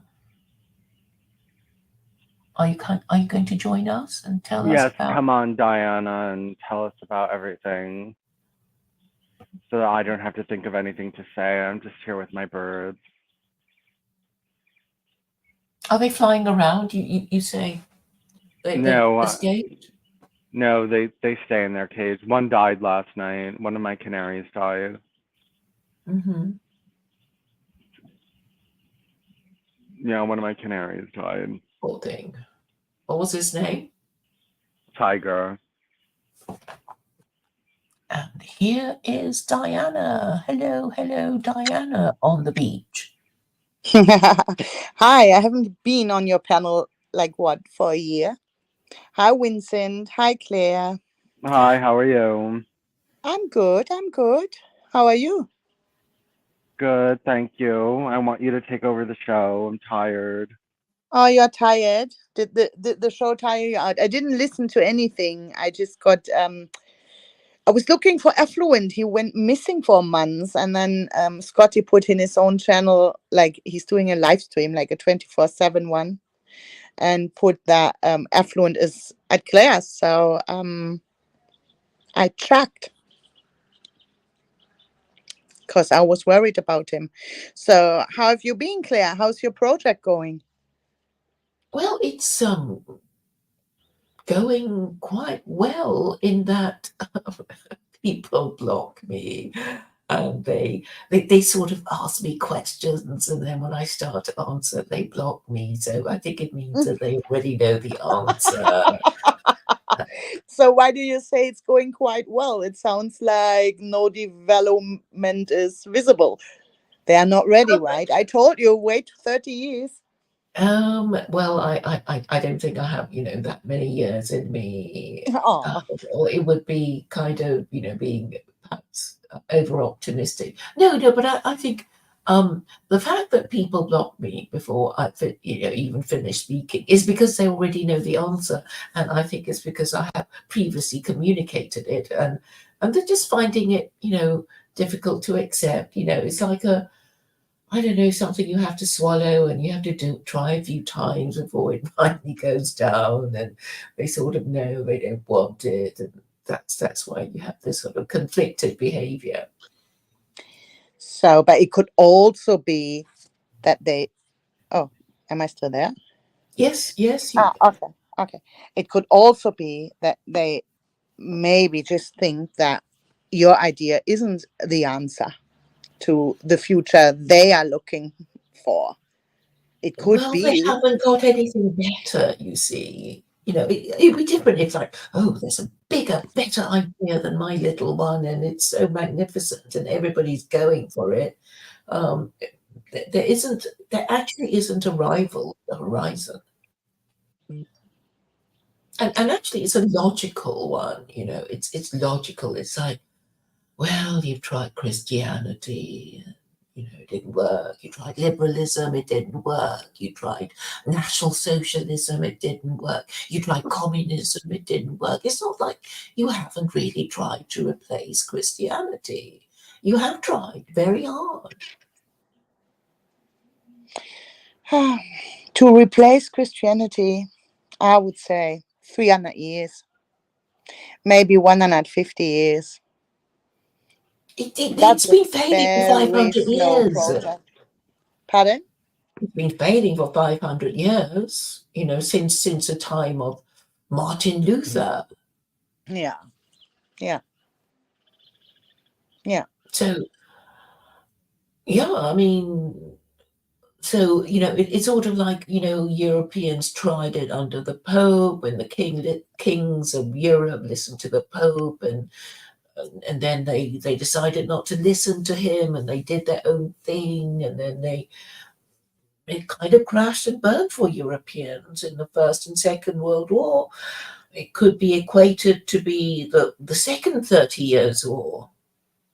But if you look at the now, Claire, and you see how the societies are changing, how fast everything is going, and all that comes with people which are confused over having too many options, like, who do I want to be, who am I, what kind of life do I want to live. I have about 5 billion doors I can walk through, and I have no orientation anymore because I really don't know which door to walk through, and I feel frozen and can't make decisions because there are too many. Yeah. Well, you didn't have that 300 years ago. You didn't have that 50 years ago. So the options now with this fast world we live in are overwhelming for many, many people.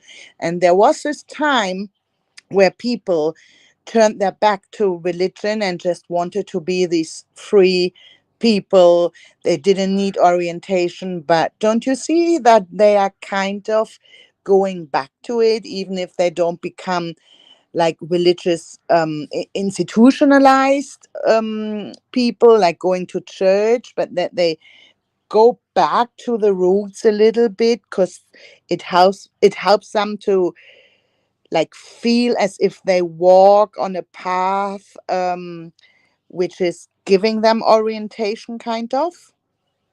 Well, I know that, Americans talk about Christian nationalism, but Vincent, who is American, fears that the logical outcome of Christian nationalism would mean a Christian amendment declaring America to be a Christian republic, and this would mean the abolition of the First Amendment.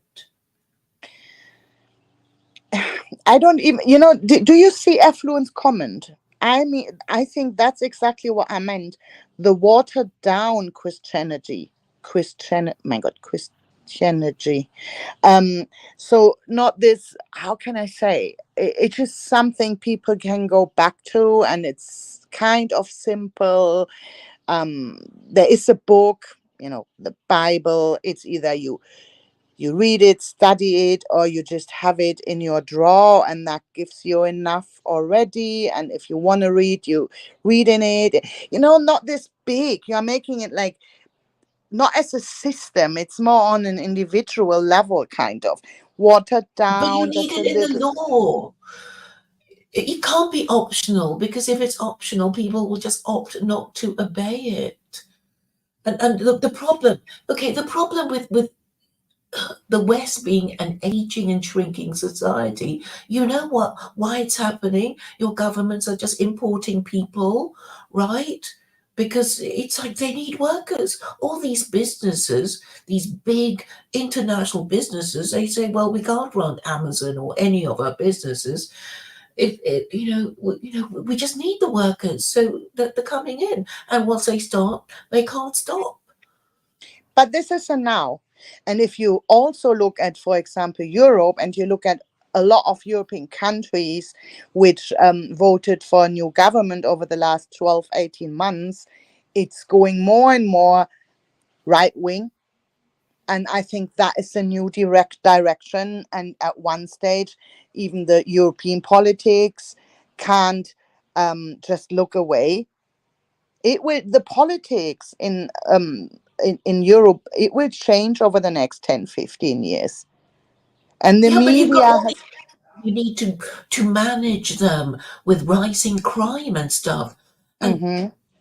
well, you do. They're already here. You can't just sort of, expect them just to behave. Um, well, they're not going to, unless that there are laws that are fair enough for the indigenous and the migrant worker. You can't kick them all out at the same time, because then the economy would collapse. So many things are being done by migrant workers now. I mean, I know a lot of people would like to just send them home, but the hospitals, economies, just things wouldn't get done. Things will change. It will. I think it will. First, it will get worse. I mean, you do see, um, like, you do see reports about uh, crime is getting worse. Fire workers are getting attacked. People in hospitals, even doctors and the staff of a doctor in a praxis, they get attacked because they walk in there and want the service directly. If I go to a doctor, I'm on my own, sitting in the waiting room and wait. And if it takes 2 hours, it takes 2 hours. I am not, creating stress. No other person is. But the new people, they walk in there with three people, take four seats. So the patient is coming with three other people. Oh yeah, I was just with my cousin, or my wife is not even allowed to leave the house alone. Then we have another person who is translating, and then that translator has a young kid, and that had to come as well. So they take like four seats in a little waiting room, and the patients have to, which are really sick, have to stand at the wall and wait. All these little things are creating waves. They are. And they, for example, statistically go to emergency rooms in hospitals, which is really only like in a ER is only for an emergency. And it's not this, yes, you have a little cold and it's Sunday and you want a painkiller. This is, but we have just three people coming in a they had to, I don't know, motorbike accident, and they are almost dying. So you have to wait now because we need to try to save their lives. And they kick off. They kick off because they had to wait already 45 minutes. So they don't understand the systems. And all these little things, if you have Germans sitting around seeing that, and statistically it's proven that the violence and the attacks on people in which work for the system get attacked more and more. It starts with insults because they don't understand the system, and then it comes to like physical attacks. um, and even some hospitals in bigger cities in certain areas, they have like protection now. They have people standing there because the staff doesn't feel safe. So it will get worse in the future, and then things will get done about it. Right, but I was hearing disturbing news about there were plans to ban AFD. Yeah, I read that too. It's not the first time that they say that. What you need to understand is that more and more people are voting for them. So the old parties are getting scared now because they see their own voters running over to that party. So, of course, that's what they are trying to do.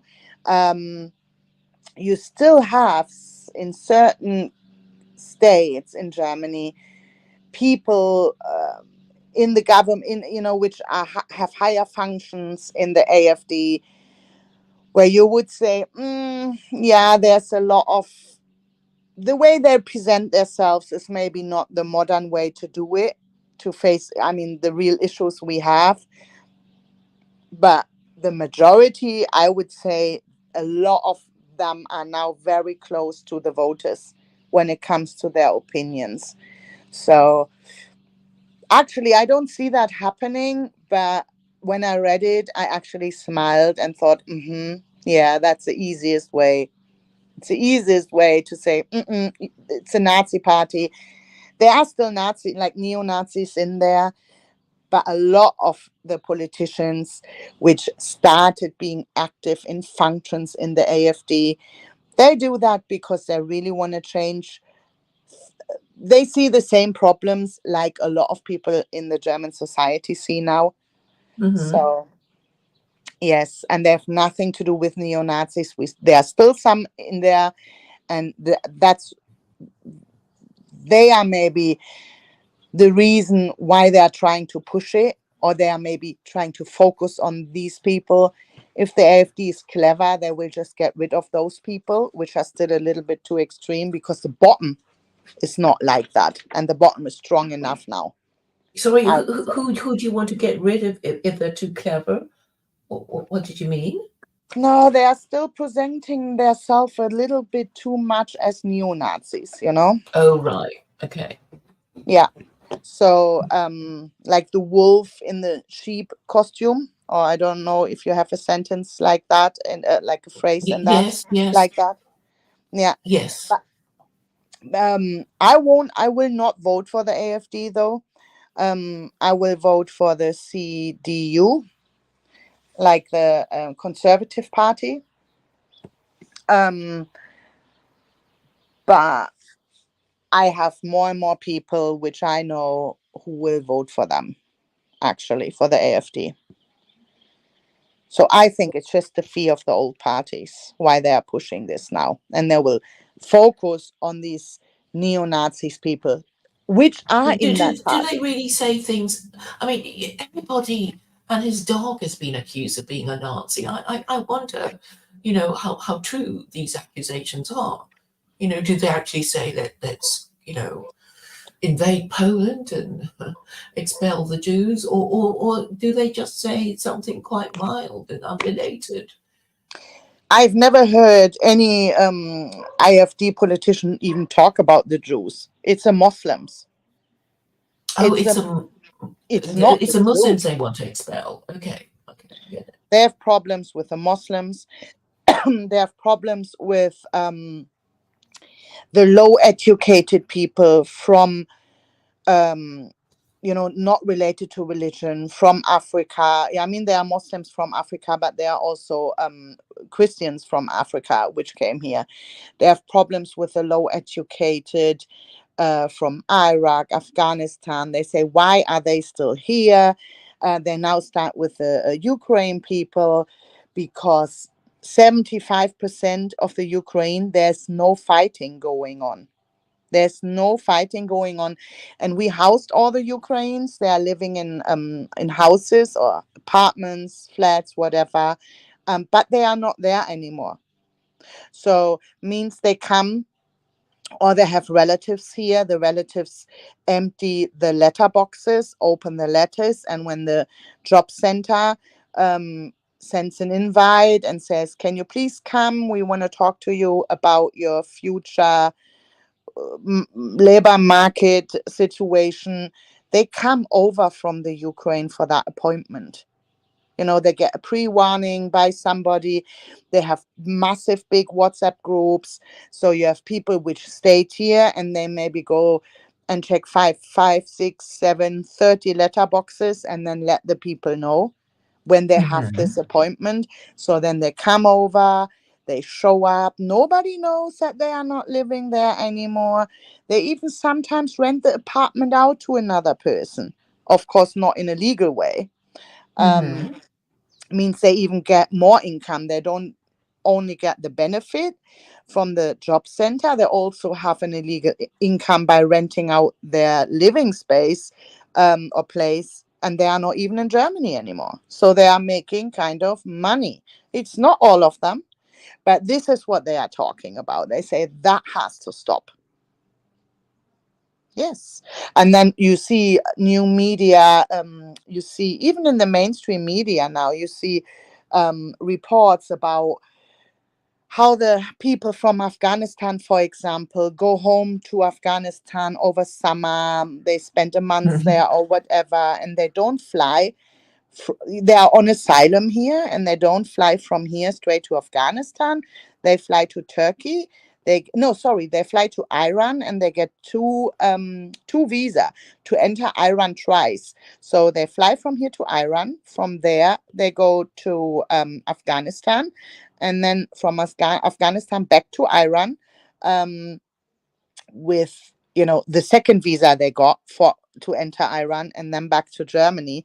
And also normally it's in the passport and you can't get it out of your passport. It's like glued in or whatever. But because it's obvious what they are doing, they only, even the people at the airport and the people which give the visa are fine with just putting that paper in the passport loose. So they just take it out once they're back at the German airport. So nobody knew that they ever entered Afghanistan. And that's what that's what the AFD actually is working with. And that is actually what a lot of the Germans have enough of. So why don't you vote AFD? Because I don't trust the AFD. I don't trust the AFD because there are too many. We had the NPD before, and we had like other parties which tried to sell themselves. They were very far right wing, and they tried to sell themselves at being close to what the citizens think. But they did go much further when you actually really put them in the corner. So they were kind of neo-Nazis, and I think there are too many neo-Nazis still in the AFD. They are too extreme. If you look at the full program of the AFD and the points they have about retirement, maternity leave, there are a lot of things which I don't agree with, but they want to push it. What are they? What are their policies on seriously, I'm not prepared for this talk, obviously. So I read it all like a while back. I would have to have the program in front of me now and go through the points, but you can look them up if you're interested in.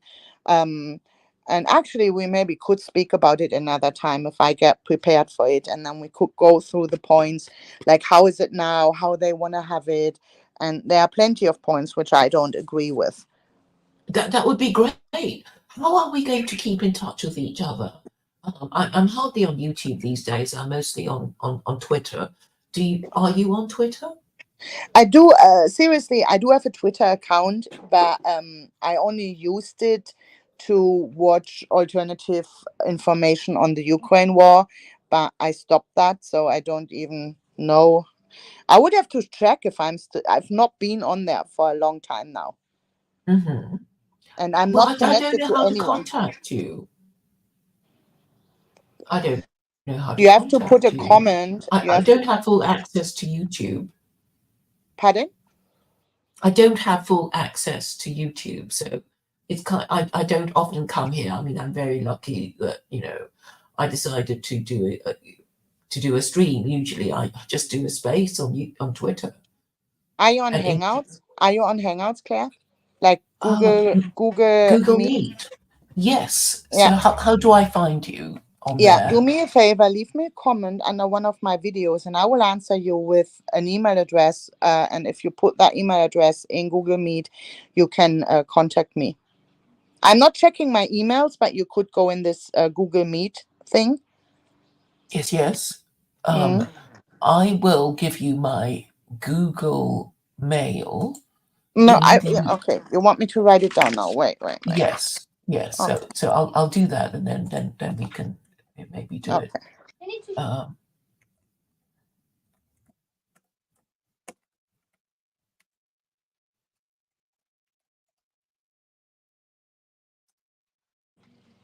Yes. Okay, go on.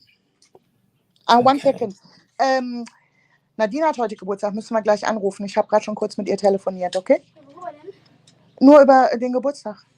Ach so, ja, schön. Ja? Okay, alles Hast klar. du auf meinem Kalender gesehen? Auf welchem Kalender? Mein Kalender. Ach so, ja, ich nämlich auch, deswegen habe ich angerufen. Ja, ich habe ihr gesagt, dass die sind gerade wandern. Ich habe ihr gesagt, dass wir gleich anrufen. Ja, nur heute einen Tag. Und die sind noch unterwegs und ich habe gesagt, wir rufen gleich an. Ja? Okay. Okay, I'm back. Sorry.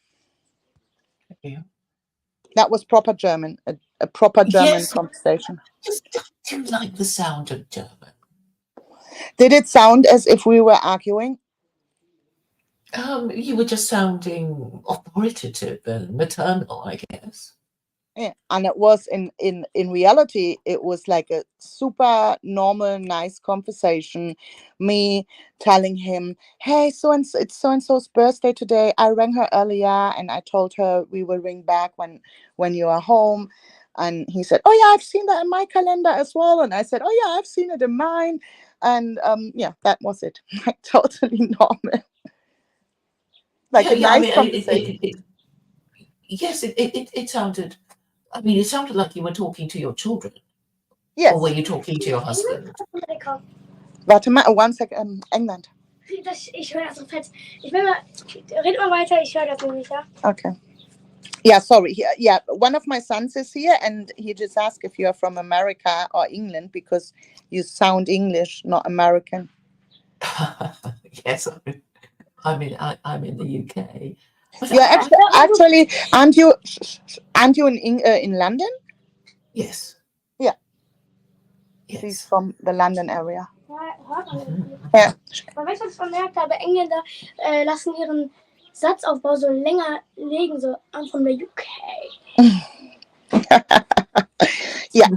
So he knows the difference between an English and American accent, and he's just happy that he realized that you are not American. Oh, right.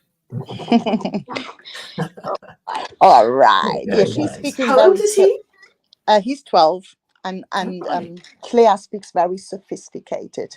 She worked very hard on speaking sophisticated English. Yeah. Yeah, true, Claire, isn't it? You worked on it. Yes, I picked up with the lingo. Yeah. So give me your email address, please. It's in the private chat. Can you see you it? put it in private. Okay. Yeah, so it'll be easy for you to cut and paste, and then we can. Yeah, I have thought about you more than once. Thinking I'd really like to know what's happening in Germany now, and but I don't know how to find Diana. See, and I had to take so much shit because I came here because you have this. What can I say? This image. I'm quite nice, really. Yeah, the conversations we had were. Wofür brauchst du eine E-Mail-Adresse? Yeah, I know you are. So all is good. I'm respectable too. I'm not, I always felt respected by you. We have been there. I know you roll your eyes over me and the way I'm thinking sometimes, but we have had fun. Yes. Yes. And I, I've had lovely holidays in Germany, and I have some German relations. Yeah, but what recently? No, back in the day. No, well, I haven't been, traveling much recently, and I don't want to now. It just seems too much trouble to just go anywhere. Yeah, if you want to leave the island now, you need a visa for pretty much everywhere, right? I'm not sure because I haven't been out for, I haven't travelled for a while. Um, but yes, I mean, you occasionally hear, well, disasters, difficulties. Oh, I don't know. There's stuff like computer error, at Heathrow, and maybe it's not as bad, but I suppose you just want a kind of confirmation bias about excessive travel, and Okay. possibly it's because I don't particularly want to go anywhere. Sounds like you are getting older and things like that just sound too stressful for you. Yeah, when I was younger, I just sort of relished the whole, airport experience. You don't Mm. feel you've been on holiday until you've, gone on a carousel thing, and but now, have you been I anywhere love nice airport. for your No, holidays? mm, the last time I've been on a plane is like 2 years ago. We went Hmm. to, or was it last year? No, the year before, to Fuerteventura. In Fuerteventura. Spain, yes. Is that Spain? Yes, but it's like this island group, which is more like close to Africa, like in the middle of the ocean, like Tenerife, Fuerteventura. Hmm. Those. The Yeah, Canary Islands. Hmm. yeah, exactly.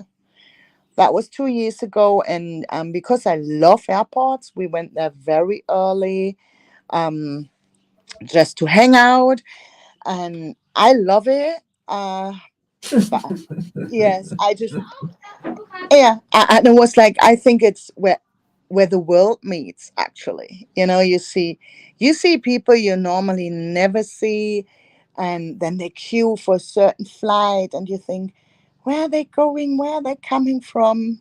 Wow, why do they have 67 suitcases with them? And yeah, it's just, Hmm. I just like it. Yeah. Hmm. So it's not stressing me. It's more this, yes, an airport. Let's go. Let's go Yeah. and hang out and people watching. That's what I like, actually. People watching. Yes. Yes. So what would stress me is if I would come too late. Typical German. Oh, that yes, yes. In a that would, hurry, in fear of yes, missing your yes. plane. And then this, where's my gate? Where's, like, oh no, it's at the other side. I didn't know. Oh no, now I have to like walk really fast and can't look to the left and right. What's with the people watching? No. So I rather be there like 4 hours early and have plenty of time. Hmm. So, Yeah. so how was your holiday in the Canary Islands? It's very volcanic there, isn't it? Yes, yes, it is.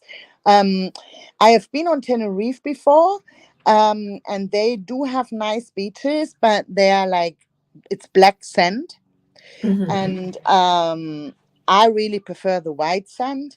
And there's a lot of beautiful white beaches in Fuerteventura. So Hmm. yeah, it was nice. It was yeah, it's very volcanic. It's an island. It wasn't. It was relaxing. I didn't do like cultural things. It was more like a family relaxing beach, Hmm. pool, hotel holiday. We Hmm. went to towns. We went to towns and stuff, but they were very touristical. Hmm. So Are there canaries and canary in the in the Canaries? well, I didn't see any. I thought you might know. I'm just wondering why they're called the Canary Islands. I Mhm. don't even know if I saw. I don't remember birds. I mean, it's so far out, isn't it? It's like in the middle of the ocean. So evolution wise, it would be a very I don't think from that they can from there reach the continents or the other way around. Mhm. But that's just me not being an expert. Mhm. Hmm. I haven't been. I haven't been to any of them. So you just stayed on your particular Canary Island. I know there are a few of them, Oh yeah, like yeah. Lanzarote and La Palma. Yes, yes, yes. And you can do like island hopping and just Mhm. just hop on a ferry and go to another island for a day and then come back. Um, when we were there, it was that extremely hot. You could go to another island, like a little one. Nobody's living there. So what you can do is you go there in the morning and then you can go back. And I was thinking about going, but we spoke to other families which had been there, and they said, seriously, there's nothing there, and there's no tree, means there's no shade at all. So being on the island for the full day will just give you a headache in this heat. So we decided not to go. Yeah. Mhm. Okay. Mm-hmm. So yeah, Were there any historic things to see? I didn't see them. Maybe there are. Mhm. I mean, Spain, of course, obviously has like a big history. And if you go to continental Spain, yes, there's a lot to see. But Mhm. I don't remember Tenerife. When I was on Tenerife and Fuerteventura, I don't think that's where you go when you want to see cultural, historical It's things. desert, isn't it? Is it Yeah. mostly desert? Mhm. No, it's volcanic and yeah, it's pretty dead. The nature is Mhm. pretty dead. Yeah. Mhm. Yeah. Hmm. But it's still heat and sunshine. I don't have Mhm. to tell you, you come from England. So if you just want to have full summertime, that's a good place to go. Still have Yes. some wind because it's this little island. Mhm. Yeah, Hmm. but it wasn't anything special. I wouldn't Do go you with have a favorite place? Do you have a favorite holiday that you? my the country I love the most is New Zealand. Yes, it is very colourful and very green, isn't it? Yes, and Mhm. not only that, it has, you can be on a mountain in the snow, drive 2 hours, and you are at a beach, and drive another 2 hours, and you are in a volcanic area. So it's so Mhm. small, but it has so much to offer. You probably have all that in the USA as well, but you have to They travel say that for. about California. Something about Yeah. skiing, in the morning and Mm, beach in the afternoon or something like that. mm, mm. And that's what I think. That's how it was in New Zealand, and New Zealand is obviously very untouched still. So Mhm. the nature is beautiful. Um, the people are beautiful as well. Mhm. I think. So you were mostly in South Island? No, I was there twice, and the first time I was on the North Island in Auckland, Mhm. and from there I did trips to, I don't even remember. And the second time I started in Christchurch. I think Christchurch is on the South Island, right? Yes. And yes, I did spend, actually, you are right about that, because the first time I was there months and I spent the full months on the North Island.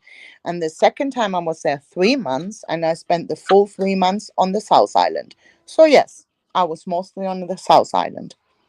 Mhm. Mhm. Mhm. I was young then, young, in Aha, my that mid was some 20s. years ago. Yeah, Mhm. yeah, How, yeah. hi, my name's Jay. Good to hear you, Diana, and Hi, you, Jay. Claire, as well. How young is young? When I was there, I was in my mid 20s, which is like 4 or 5 years ago. No, Ooh. I'm joking. That's No. like 20 years ago. Because if someone's 25, I remember when I was 26, I thought once you hit 30, you were like on the way down. Yeah. And now that I'm more than double what I was when I was 26, Yeah. I feel a lot younger in a strange way, but sadly my body doesn't. But I've got a well, kind of a friend, ex-girlfriend sort of friend. She's German, and she left England about 6 months ago, and she's so much more happier in Cologne than being Oh, in London. And she's working as a nearly qualified doctor, a GP, and if she stayed in England and redid her training, she nearly finished her training when she was like 21, but she got married to a wealthy man, and she just didn't need to work, so she didn't bother.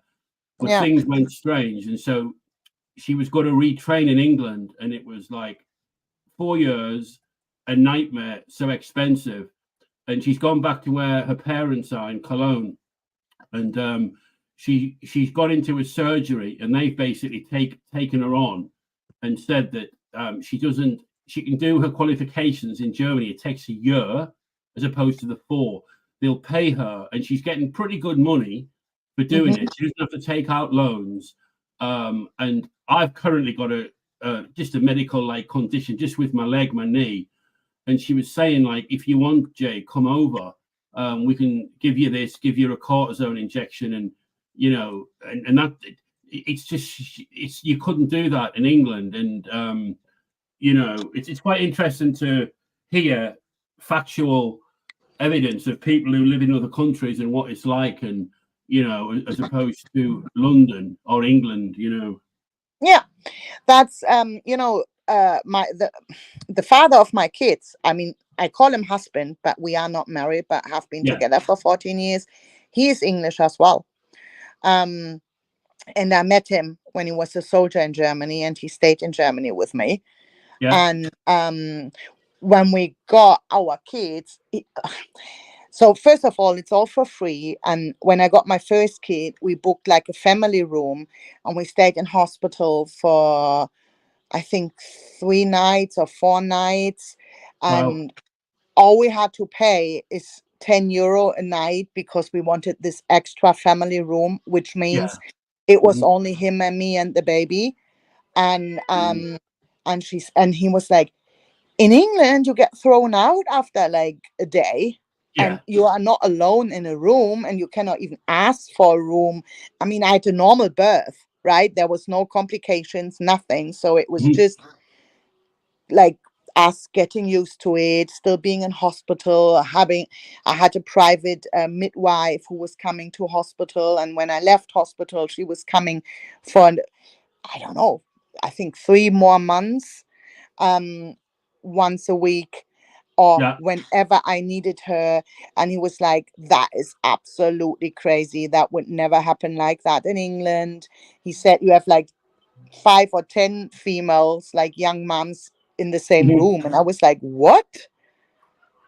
Wow. So are you in Germany now, or are you in England? No, I'm in Germany. Yeah. And have you ever lived in England? No. Well done. And he wouldn't want, I mean, the decision back then, I was like, when it got serious, I would say, serious pretty quick. So I thought, oh shit, I now have to think about if I can imagine to live in the UK. Mhm. uh, but he was coming out like very early saying, well, if this lasts, I wouldn't want you to even live with me in England. I would rather live here. It's so much better here. And I'm like, really? So that was easy for me then. No, it's funny how life works out. Sometimes you meet people, or you make decisions, or decisions are made for you, and you end up in certain places. It's very, very difficult to describe to people what it's like in London now. I left London 4 or 5 years ago, and you need to kind of live there. Just visiting doesn't do it, but it's not good. You know, and will continue. You know, but I don't live far away from Cologne. Pretty much very close. But I Oh, would wow. never live in Cologne. I wouldn't raise my kids in Mhm. Cologne. I love Cologne, She but lives in a village that's about 10 or 12 miles, and Cologne is the nearest station. yeah. Because I, So I was looking to visit. She's asked me to visit. So I was looking at the map, and it would be you kind of get a flight from where I am. I would have to go to London to get a flight to Cologne, but that's like would be the nearest airport city. But I think she's about an hour away, half an hour away, something like that. yeah, that's like me. That's like me. Mm. So she's maybe my neighbor. I heard you talking about hospitals and immigration and the whole thing, and I think that's when I first tuned in, and I think what's happening, like, is a lot of people in England, namely people on these types of streams, like, are hoping, and this is me, I don't denounce or I don't criticize, and they're hoping that one day it's going to return back to normal. But as every day goes by, then there's literally thousands more in the country, and more important jobs are taken up, more pillars of society, more, and it will. I mean, we're at the point now where I'd say it's impossible to reverse anything, you know. And we live it. It's very, very funny times where people. I've only just beginning to realise this, where people like possibly, well, myself, possibly Claire, we once knew England or London when it was good. And whereas people now who were born 10 years ago will accept it for what it is. And we're in a difficult kind of place because I've experienced a really amazing life in so many areas. But like to do with family, to do with like grandparents and aunties and uncles and everyone being together on birthdays or Christmases, and like getting up at 6 a.m. when I was 6-year-old and taking my granddad's dog for a walk in the fields, leaving house doors open, everybody, communities, you know. But these days that doesn't happen, you know, at all. So we're kind of like, we're in this strange place where we see everything getting worse. We see it happening, but it's even a crime to sort of say certain things like directly against certain people or why it's happening, you know. But eventually, sadly, in 30-40 years, everybody that's here will have been born here or will not remember when, you know, in the 80s and 90s, and even then it wasn't great at the time, but looking back, it was a million times better than where we're at now. You know what I mean? But better in which ways? Like safer? Oh God, yeah. I mean, the amount of people, for example, in London, like renting properties, renting flats, you could afford to do like menial jobs and still rent, you know, decent places. And now in London, you're looking at about a minimum of £1,200 a week to rent a horrible room. So So cheaper. oh God, everything was cheaper, safer. There was no no immigrants. Of course, there was immigrants, but like each place wasn't overrun with the amount of and the tension in the air, the crime. And this is English boys as well. You know, I used to see a lot of like younger 12-year-olds with the balaclavas and the knives and the whole thing, but I didn't see that in. I went to London in 1987, around that time, and there was some drunken Irishmen on the street and stuff like that, and the odd football hooligans. But no, it was a lot better than what it is now, and it will not go back to that. It will continue to deteriorate, and it's sad that people are still hoping that one day it's going to go good, because it's not. It kind of, and Claire will call me negative and weak and whatever for saying stuff like that, for not fighting it. But what does one do? How do you want to fight it even? How do you? I mean, seriously, this is just the reality which hits you. So if you live where you live and you want to move and find another flat, you don't, and you look around and think, wait a minute, I moved into this flat 10 years ago. And if I'm now looking for a flat which is similar, I have to pay 30 or 40% more. And this happened to a friend of mine. I tell you one story because that's happening here as well. One of my work colleagues, we became friends. We are not even work colleagues anymore. We both changed jobs. But she's Turkish. Her family came here in the 70s. And she's born here, raised here. She doesn't even look Turkish.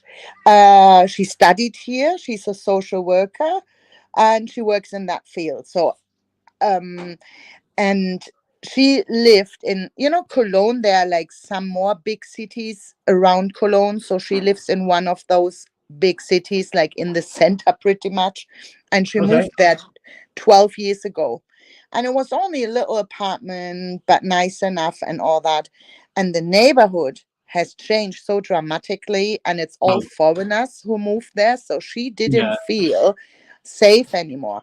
And then she got into a relationship, blah, blah, blah. And they started looking for a flat. The boyfriend is Turkish as well. Same history. Parents came in the 70s. He's born here, no accent, well-spoken, educated, all that, has a job. Both have a full-time job.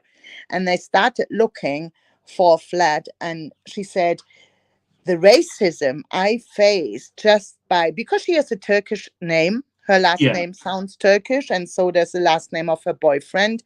And she said, when I ring the people and say, hi, I'm interested in the apartment, and my name is, and then she says her name, and then they go, nah, it's already rent out. It's already rent out. Yeah. And she said they were like, it took her so long to actually accept that she's not getting a nice apartment without getting like around it. So she didn't say her name anymore. And she explained, we are both full-time workers, unlimited contracts. She actually has a government contract with the government, blah, blah, blah. So, and then finally, she did get, it was an older lady, and they actually wanted to move to another area in the same city, and it took her, I would say, 6-7 months to actually find an apartment. And that is because she has a foreign name. People don't know if this name is from a Turkish person who was born here, lived here, and all that, or if, I mean, okay, she has no accent, but they don't, for them now, they don't separate it anymore. For them, it's all the same. It's a foreigner, it's a Muslim, it's one of those people. So I don't want to rent out an apartment to such people, let's say. So they feel now they are getting, sorry, 1 second, one more sentence. They are getting pissed off now because they are well integrated people, but they now get compared to those people which maybe changed the full society we live in. But I can understand how, like, if I was German and in Germany and I had a second house or something I was wanting to rent out, I would 100% rather rent it to a German person than a foreigner. And that might be racist, it might be sexist, whatever the hell. It doesn't particularly bother me, but I just would. I would be more comfortable doing it. But I think now in England, if you do something like that, you can get sued and get almost closed down for doing stuff like that. That it goes under the paragraph of racism. But like, you know, we But live it's hard in. to prove. It's hard to prove. No, what they do, there was people get newspapers on it, and they get the newspapers will get, in this case, Turkish people to ring up for a job or something, and the man says, sorry, the job's taken. Then an English person would ring a reporter for the job, and they'll get an interview. So they've proven that they're not letting Turkish people in. Okay, yes, that would be the same here. They would get in trouble for it. That's true. Yeah, and by the way, what my friend had to do is, so they met the person who rents out that apartment. They had to bring the work contracts. Good. She let them know that she Googled them. Yeah. She Right. said to her, like, oh, you don't even have a Facebook account? And she was like, no, I don't. Right? Yeah. So she Googled both of them and wanted to see the work contracts and yeah, pretty much tried to find out as much as they could about them too. They finally did get that apartment, but she said the process I had to go through was uncomfortable. But Got it. yes, I would say that is the future because of where we are now or where we are at in our societies. Yeah. I mean, yeah, it's the European countries seem intent on bringing as many people as they can in, and there's been a change of government here, and it's nothing. I mean, it's only been 6 weeks, but there was over 1,000 came in on the boats on Saturday and Sunday, and probably 3 times more with legal immigration through airports and stuff like that. So sorry, are they coming from Calais still? I thought they can't. Oh God, yeah, there was 500 because the last month the sea's been flat, like there's been no waves, so it's been fantastic if you want to come to England on a rubber boat. I thought, there were these tent villages in Calais. That I thought they like took them away. They told them leave, and then they took all the tents and said, "This is they're rebuilt." Okay, so my Englishman is here now, listening and shipping in. Okay, are you there, Claire? Yes, here I am. Were you listening? Were you listening intently to the conversation? Yeah, I know the truck drivers because they try to get into the trucks and like cut it open, jump in. Truck drivers don't stop 100 k's before. Yeah. But the boats come over daily, and they reckon in England at the moment there's 1 million illegal refugees coming over per year. 1 million. 1 million. Yeah. But they are not all coming from Calais, right? No, but they're coming through airports. They're coming in cars. They're illegal. Yeah, he's right. He's right. But wasn't that like one of the main reasons why Brexit happened? Yeah, Brexit happened. Yeah. No, Brexit wasn't allowed. Brexit was to stop Europeans coming over. So what's happened is the Conservative government at the time then realised that there weren't going to be people coming from Europe, so they opened up the doors to India and China and the Middle East and places like where Claire's from, and but the people are still coming on the rubber boats, on the dinghies, from Calais, from France. So there's more people coming after Brexit than what there was before. Do you know what? I don't understand that because look at Germany. We don't even, nobody's coming from the North Sea. So all the people coming here, they have landed in another European country and they make their way to Germany. But the people which want to go to England. Why isn't England far more strict about it? Because they are not part of the EU anymore. They can put their own rules out there now. No, there's in 1990, a year after Tony Blair, and this is where he's fucking awful, excuse my language, but they joined up to some human rights convention a year after he came into power, which said that basically anybody who lands on the shores cannot be thrown away. They have to be treated well or whatever. Yeah, And then from then, but the question you asked is, why do we not stop it? Like, I would put the army there. I would put the army, the police, or whatever. I would just physically stop it and fuck the convention, the human rights or whatever. I would protect the people of the country. I wouldn't expect the people of the country to, have to put up with it. And now the new government that's come in, they announce this as in good news that they're going to spread all the immigrants out around the country, and every council has to take in so many. I didn't do it now. Wait. Yes, we have it the same way, but what I more meant is, I understand the rule that's like human convention, human rights. If they have landed, how do you on the shore or on the beach? It's literally on the beach. If you but what about the point before that? Right, the way it is, they cross the English Channel. The English Channel is 23 miles wide. Yeah. So let's just say, for pity's sake, the first 11 miles is France. Yeah. Then you've got a mile where it's no man's land, and then you've got 11 miles where it's classed as English waters.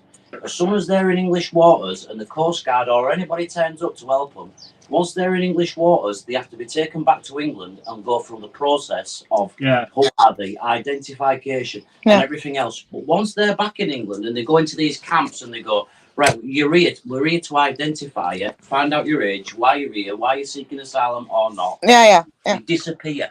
Yeah. That's when they disappear. They climb the fence and they're gone. Mm-hmm. And then they're in England working black or doing rape gangs or whatever it is they're all going on and doing now. But what about this 1K where it's like nowhere's land? Why can't the English Coast Guards because human rights, what you're supposed to do? They're in a rubber dinghy. Yeah. And there's 40 guys in a rubber dinghy. Well, put in this 1K, which is no man's land. Because once they leave France and they're in that water, it doesn't make a difference if they're 100 meters away. France goes, we don't want nothing to do with them no more. They're not our problem. So by law, you couldn't send them back. They all want to come to England because they can get money, they can get accommodation, they can get all kinds of things. And once they land, they can disappear. I mean, it's so easy. You land and disappear. And your man's right with what he says. So France, all they've got to do is get and we've got a thing called the RNLI, which is the lifeboat society, which saves people's lives on the shore, swimmers. Yeah. And our RNLI actually goes and gets them and brings them to shore, saves them. Yeah, because it's just incredible. Yeah. So that sounds like a Lancashire or Leeds accent in the background. Am I correct? Yorkshire, yeah. Hull. Yorkshire, good lad. I'm County Durham here, so we are relatively local. Yeah, you're a bit north. Aye. Mm-hmm. The full thing in England is a problem. Is that why I understand him so well? Because his accent is similar to yours. It is similar, because I really understand him very well. He's got more of an accent though. It's not, normally when I speak to people, the further north the people come from, the English, the harder it is for me to understand. Men from the north they have better quality, better fiber men than men from the south. You didn't hear that. You need to repeat that. Men from up north are better quality, stronger fiber, more better quality men than men from down south.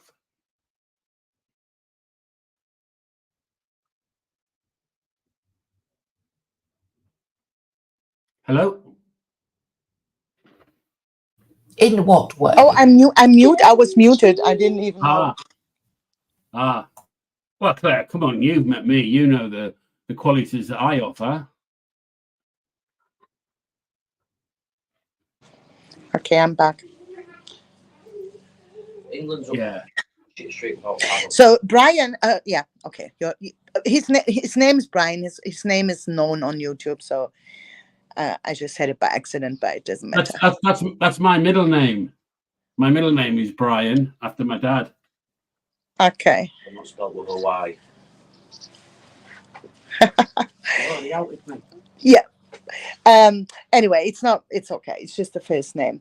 So what he always said is like, England is going to shit. That's what he always says. England is going to shit.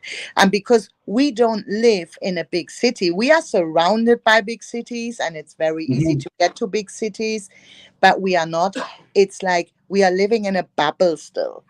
So if you drive 30 minutes, 20 minutes, life changes. Yeah. Like you feel as if you are in a different world. But here it's like quiet, peaceful. We have a nice, active community. Everybody is like an English village. Like an English village, he said, yeah. But because That's it's good. so small here, Germany is so small as well. It doesn't take you long, and you enter different worlds. Yeah.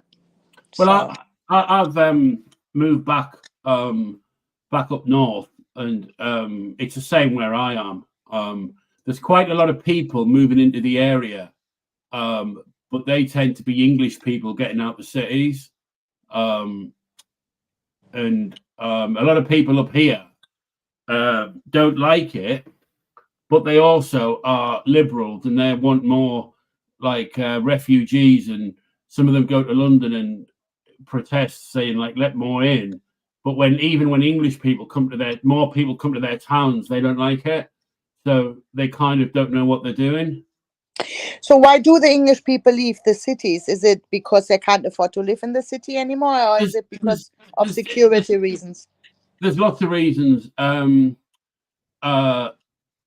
cost of living has gone up a lot, and so people, let's just call them middle class people, who might have good jobs, children, maybe school fees, they can no longer afford to live on that level in a city. So what they can do is, if they've bought a house in London years ago, just say for £500,000, they'll probably be able to sell it for 3 times that, and then come up here, buy a really amazing house for £500,000 again, be mortgage free, have cash, and continue a better lifestyle than what they had in London. So that's like, and also the crime there's hardly any, if at all. Somebody's bike might get stolen, or like where I live on Facebook, a few days ago, somebody found a wallet, and I think it was maybe a couple of £100 in, and cards, and they like put it up on Facebook saying, "Oh, I've just found this," and it was a man, a young man who'd found it. Whereas it's that type of place. So that's where we live. Yeah. Crimes happen, but you still, compared to America, my kids, I let them out on the bike and they are gone. And it says 7 o'clock. Yeah, be home at 7. I have no idea where they are. They go on with mobile phone or without mobile phone.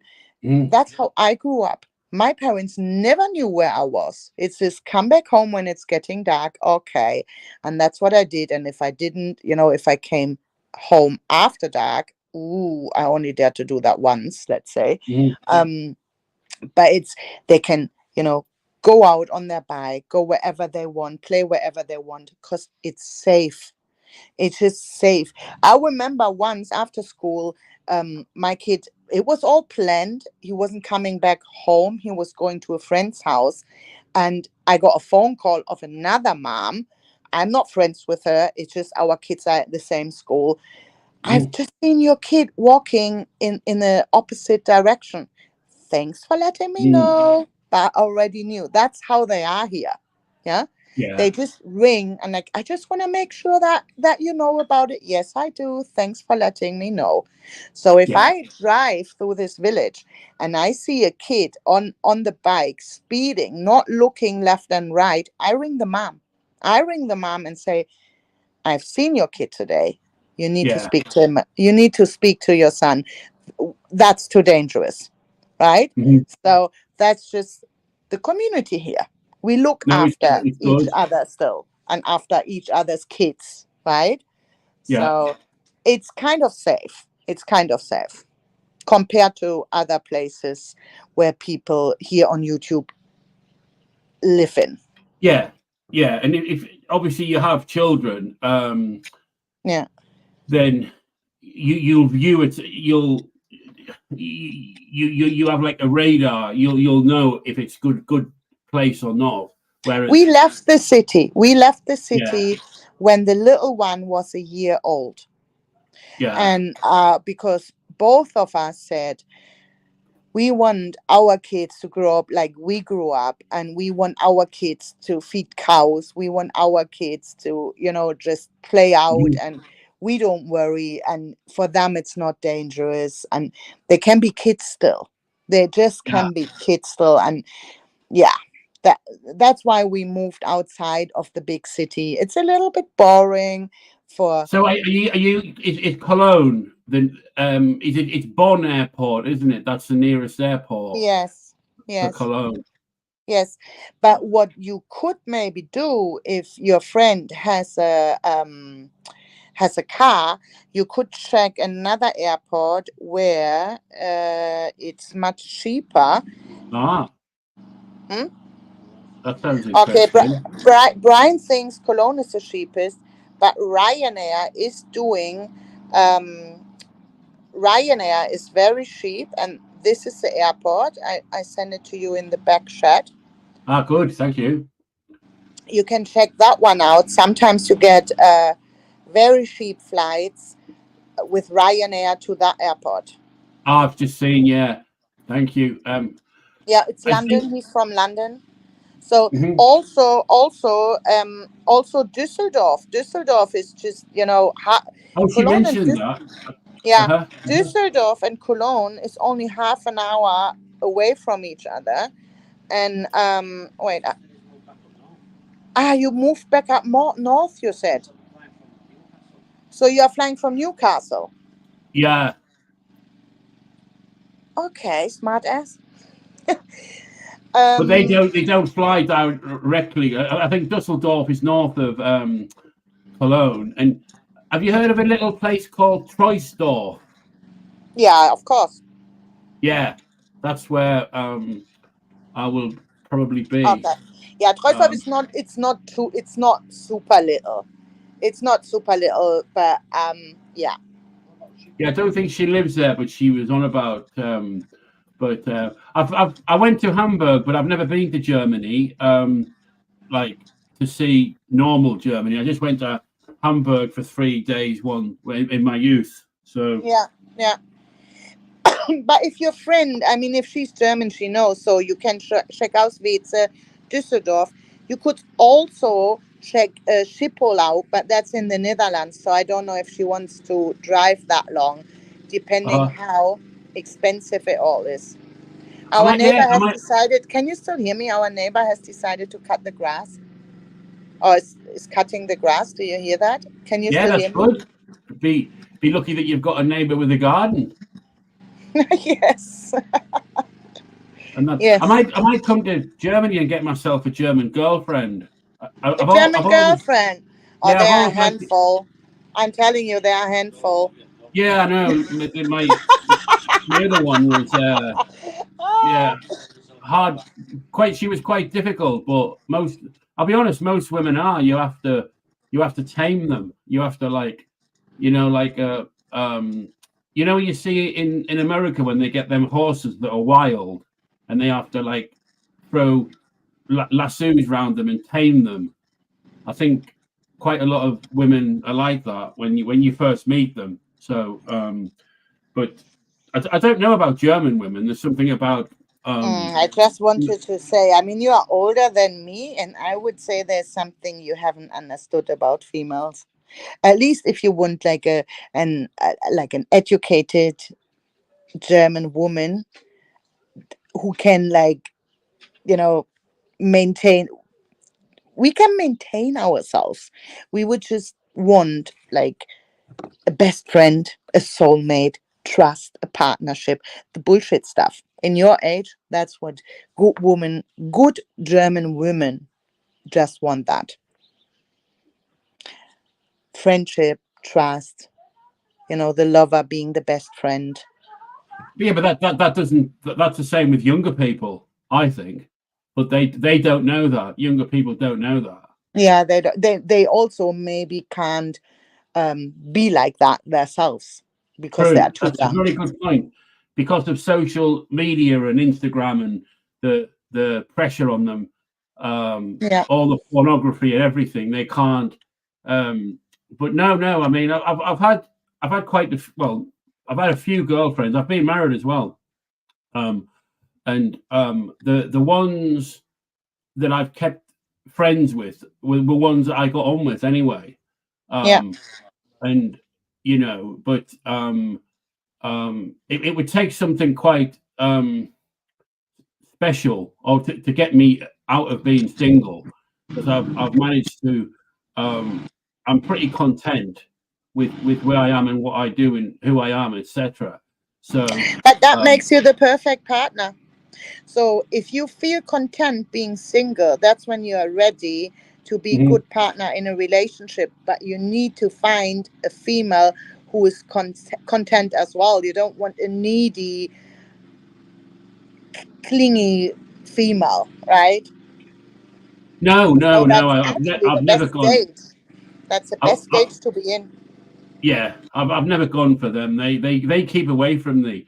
I've always gone for like really competent, intelligent, like women who careers and like who do well for themselves. There's something that I don't know why, I don't know how, but that seems to be like I need to admire them, and I need to admire the person, Yeah. and you can't fake that or pretend if you don't respect them. I suppose you can respect most people, but but to actually admire who they are, what they do, Yeah. and sort of look up to them in that sense, and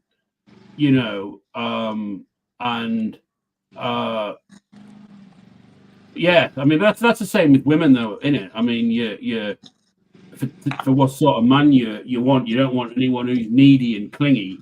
Saying that some men do, and then that's all they think they can get. But I've been out with. I once had an Italian girlfriend, and she used to work in Canary Wharf. She was in the banks, on the computers, and she was crazy. She was she's very wealthy. She had a lot of properties in London. Just kept buying them, and paying the mortgage, buying them flats. And she used to shout at me. She used to scream at me, like Italian passionate, like you do this, you stupid, you fucking all this stuff all the time. And like, I think I was terrified. I'll be honest with you, I was terrified of her.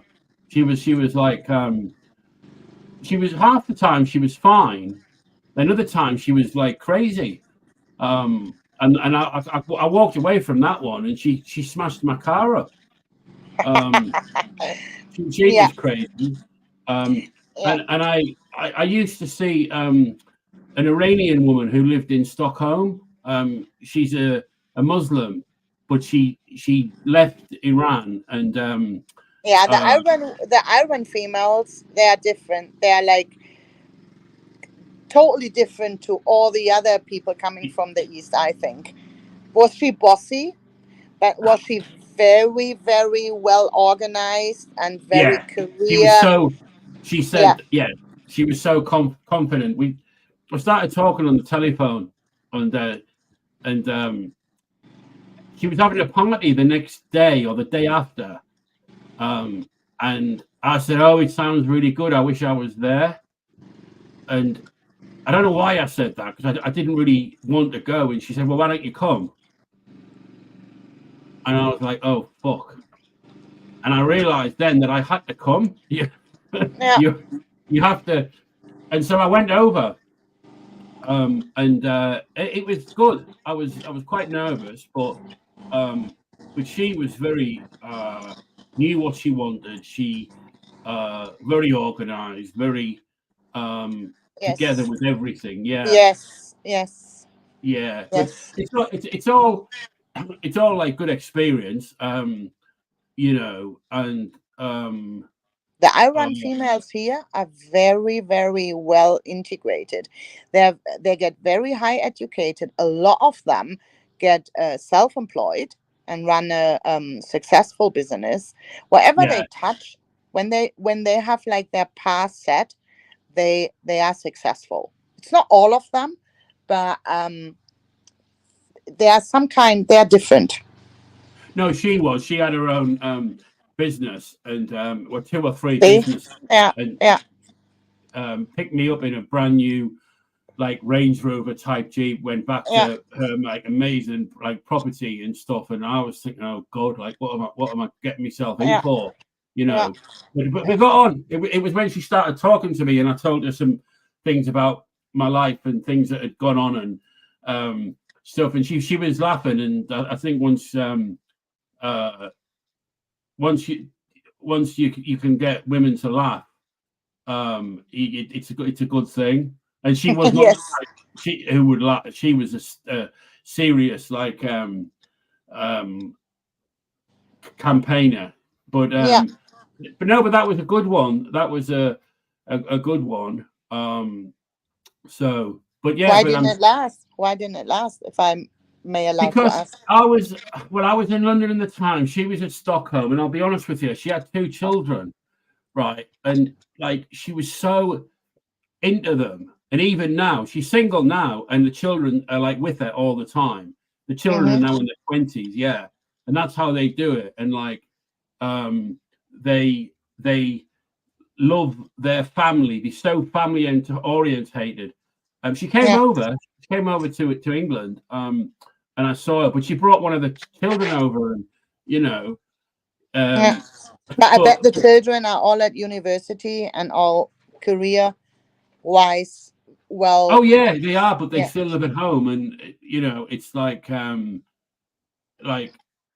I've been in a family like and have children, and I didn't want to go back into that, especially somebody else's children. yeah, yeah, Like some men can do that, but other I don't. yeah, Um, I was once in a situation like that, and I realised that it wasn't for me. And you yeah, don't want, which might not be nice or good. I don't know, but like I don't think many men want that. They'll say they do, and they'll say, "Oh, but I don't know. It's I have a yeah, friend who is the opposite. I always laughed at him. He has like his two daughters are now maybe 15 and 17 or something. yeah, 16 and 18, something like that. And he split up with his wife like years and years ago. And he always wanted to fall in love with another female. And he had his points which were important to him. And one main point was no young kids. I am a father. My kids are like half grown now. I don't want to be like a debt replacement. I don't want a woman with young kids, blah, blah, blah.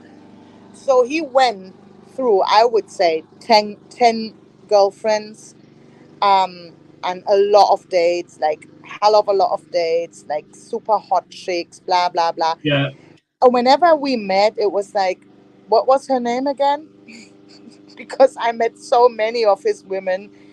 but they never lasted. And I always made jokes and said, the one you will fall in love with is half as beautiful as all the others, will have young kids, and will Yeah. just be a normal chick. And now Oh, for the last 2 years, ta-da, he has been with the same woman. And I met them last Sunday at the lake. It was unexpected, so we didn't plan to meet.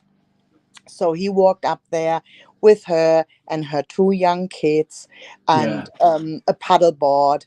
And I just had to laugh. I looked at it for 20 seconds. He didn't, see us at first.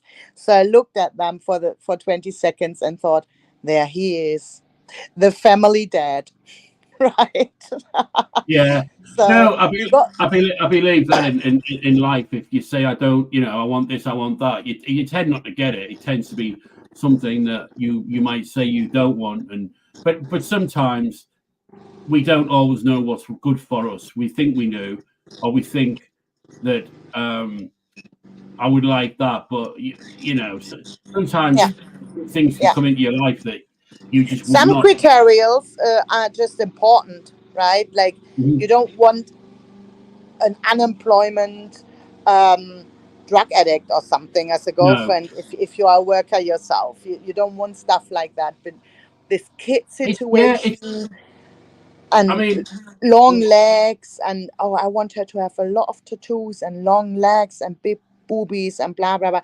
That's in the end just artificial things, and you fall in love whatever you fall in love with in the end. You can't yeah. even really control it, right?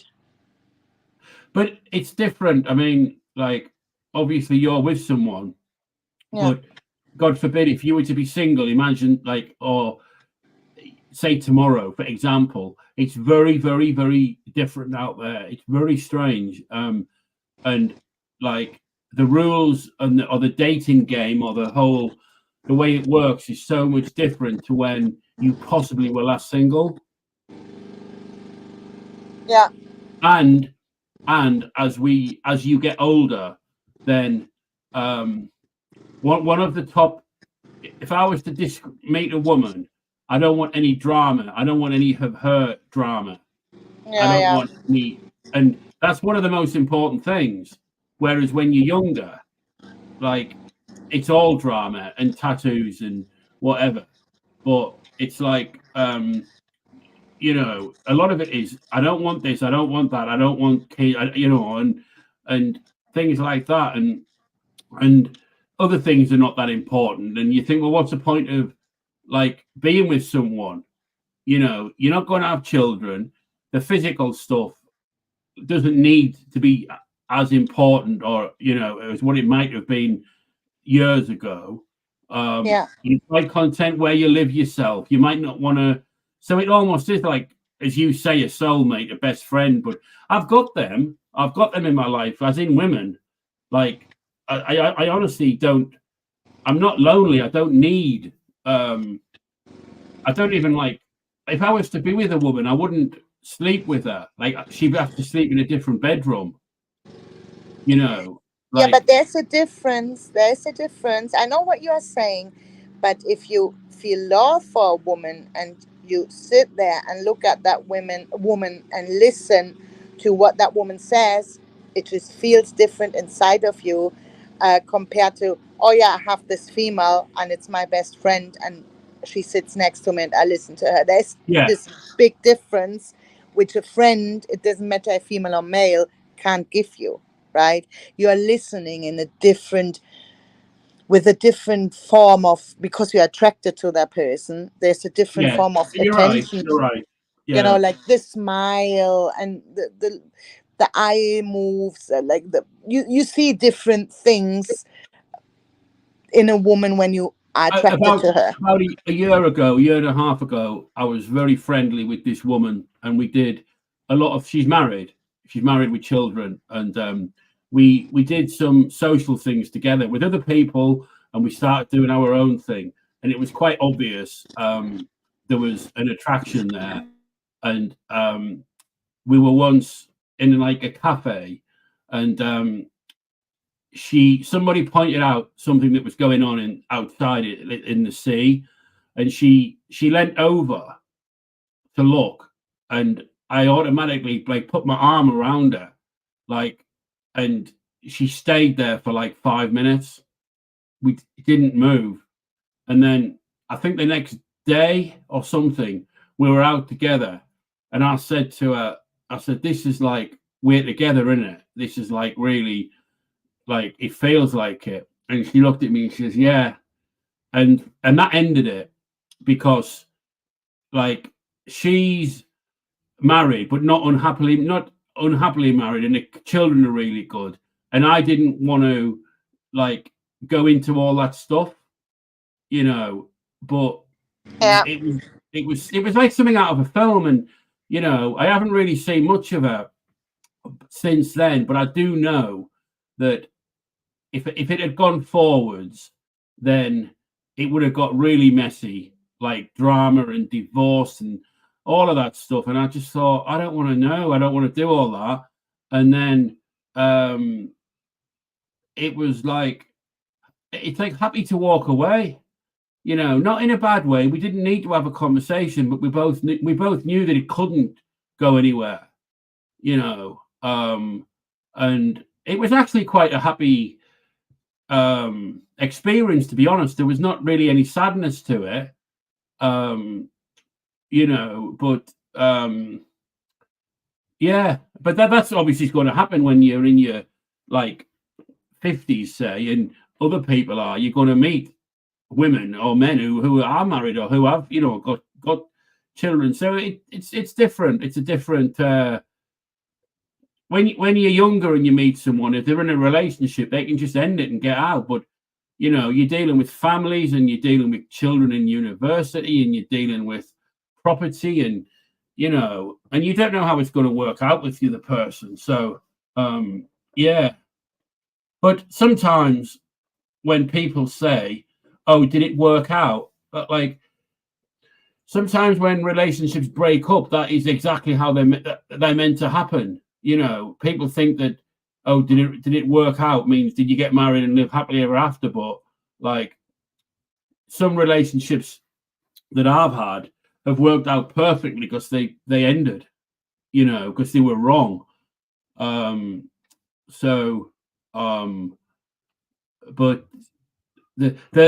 the most unhappiest I've ever been in my life, I've been in a relationship, for certain. The most drama, possibly, but to be actually single and content and don't feel that like loneliness is a good feeling, and you work for that, you earn it, and then once you get into that position, you don't want to give it up.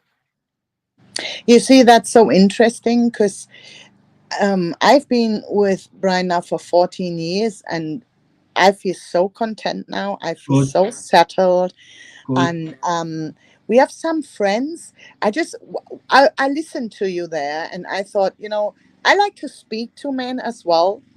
Yeah, Like if I have a beer with a man, it's just an easygoing conversation. There's nothing flirty, but it's just sometimes it's different to sitting there with females and it speak is about different. your Yeah, kids and blah blah blah. So now I was just thinking about today. Today I went with one of my kids to a friend's house. I had to give her some stuff. You know, she borrowed me some stuff for work, some material, and I used it, and I gave it back to her today. The husband opened the door. I really like the husband. It's a very nice couple. They get along great, and they're friends as well. You know, like she's no drama. She isn't a bitch. He is, if anything, he's a little bit special, but he isn't. He's cool as well. He's easygoing as well. But she's like super nice.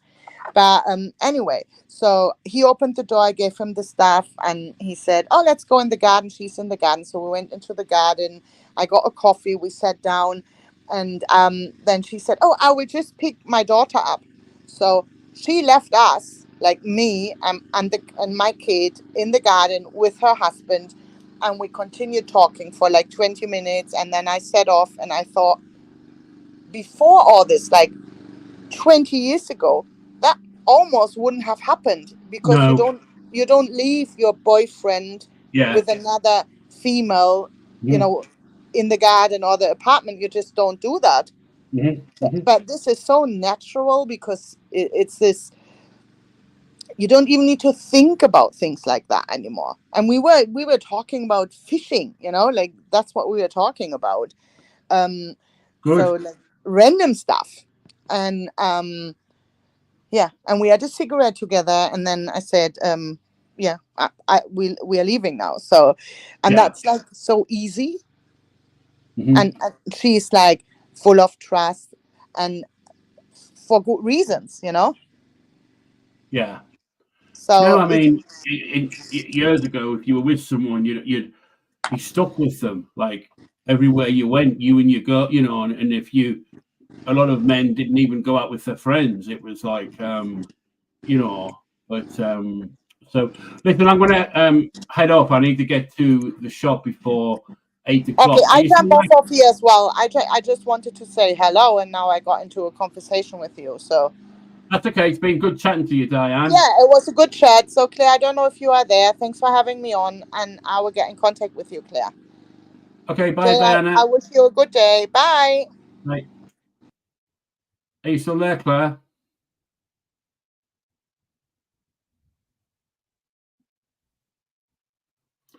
I will count to 10. 1, 2, 3, 4, 5, 6, 7, 8. Claire, wake up. 9. Pan of rice on the kitchen, Claire. 9.5.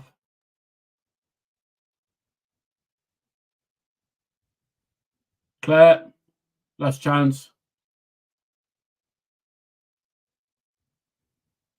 Okay, folks. I don't know if anybody's here. Claire's set her stream up and gone to sleep, which is not the first time. Some people would say that's disrespectful to her audience. I suspect she can hear me talking, but is in a slumber where she doesn't want to get up. Okay, well, I'm going to head off. So may chat to people another day. Goodbye.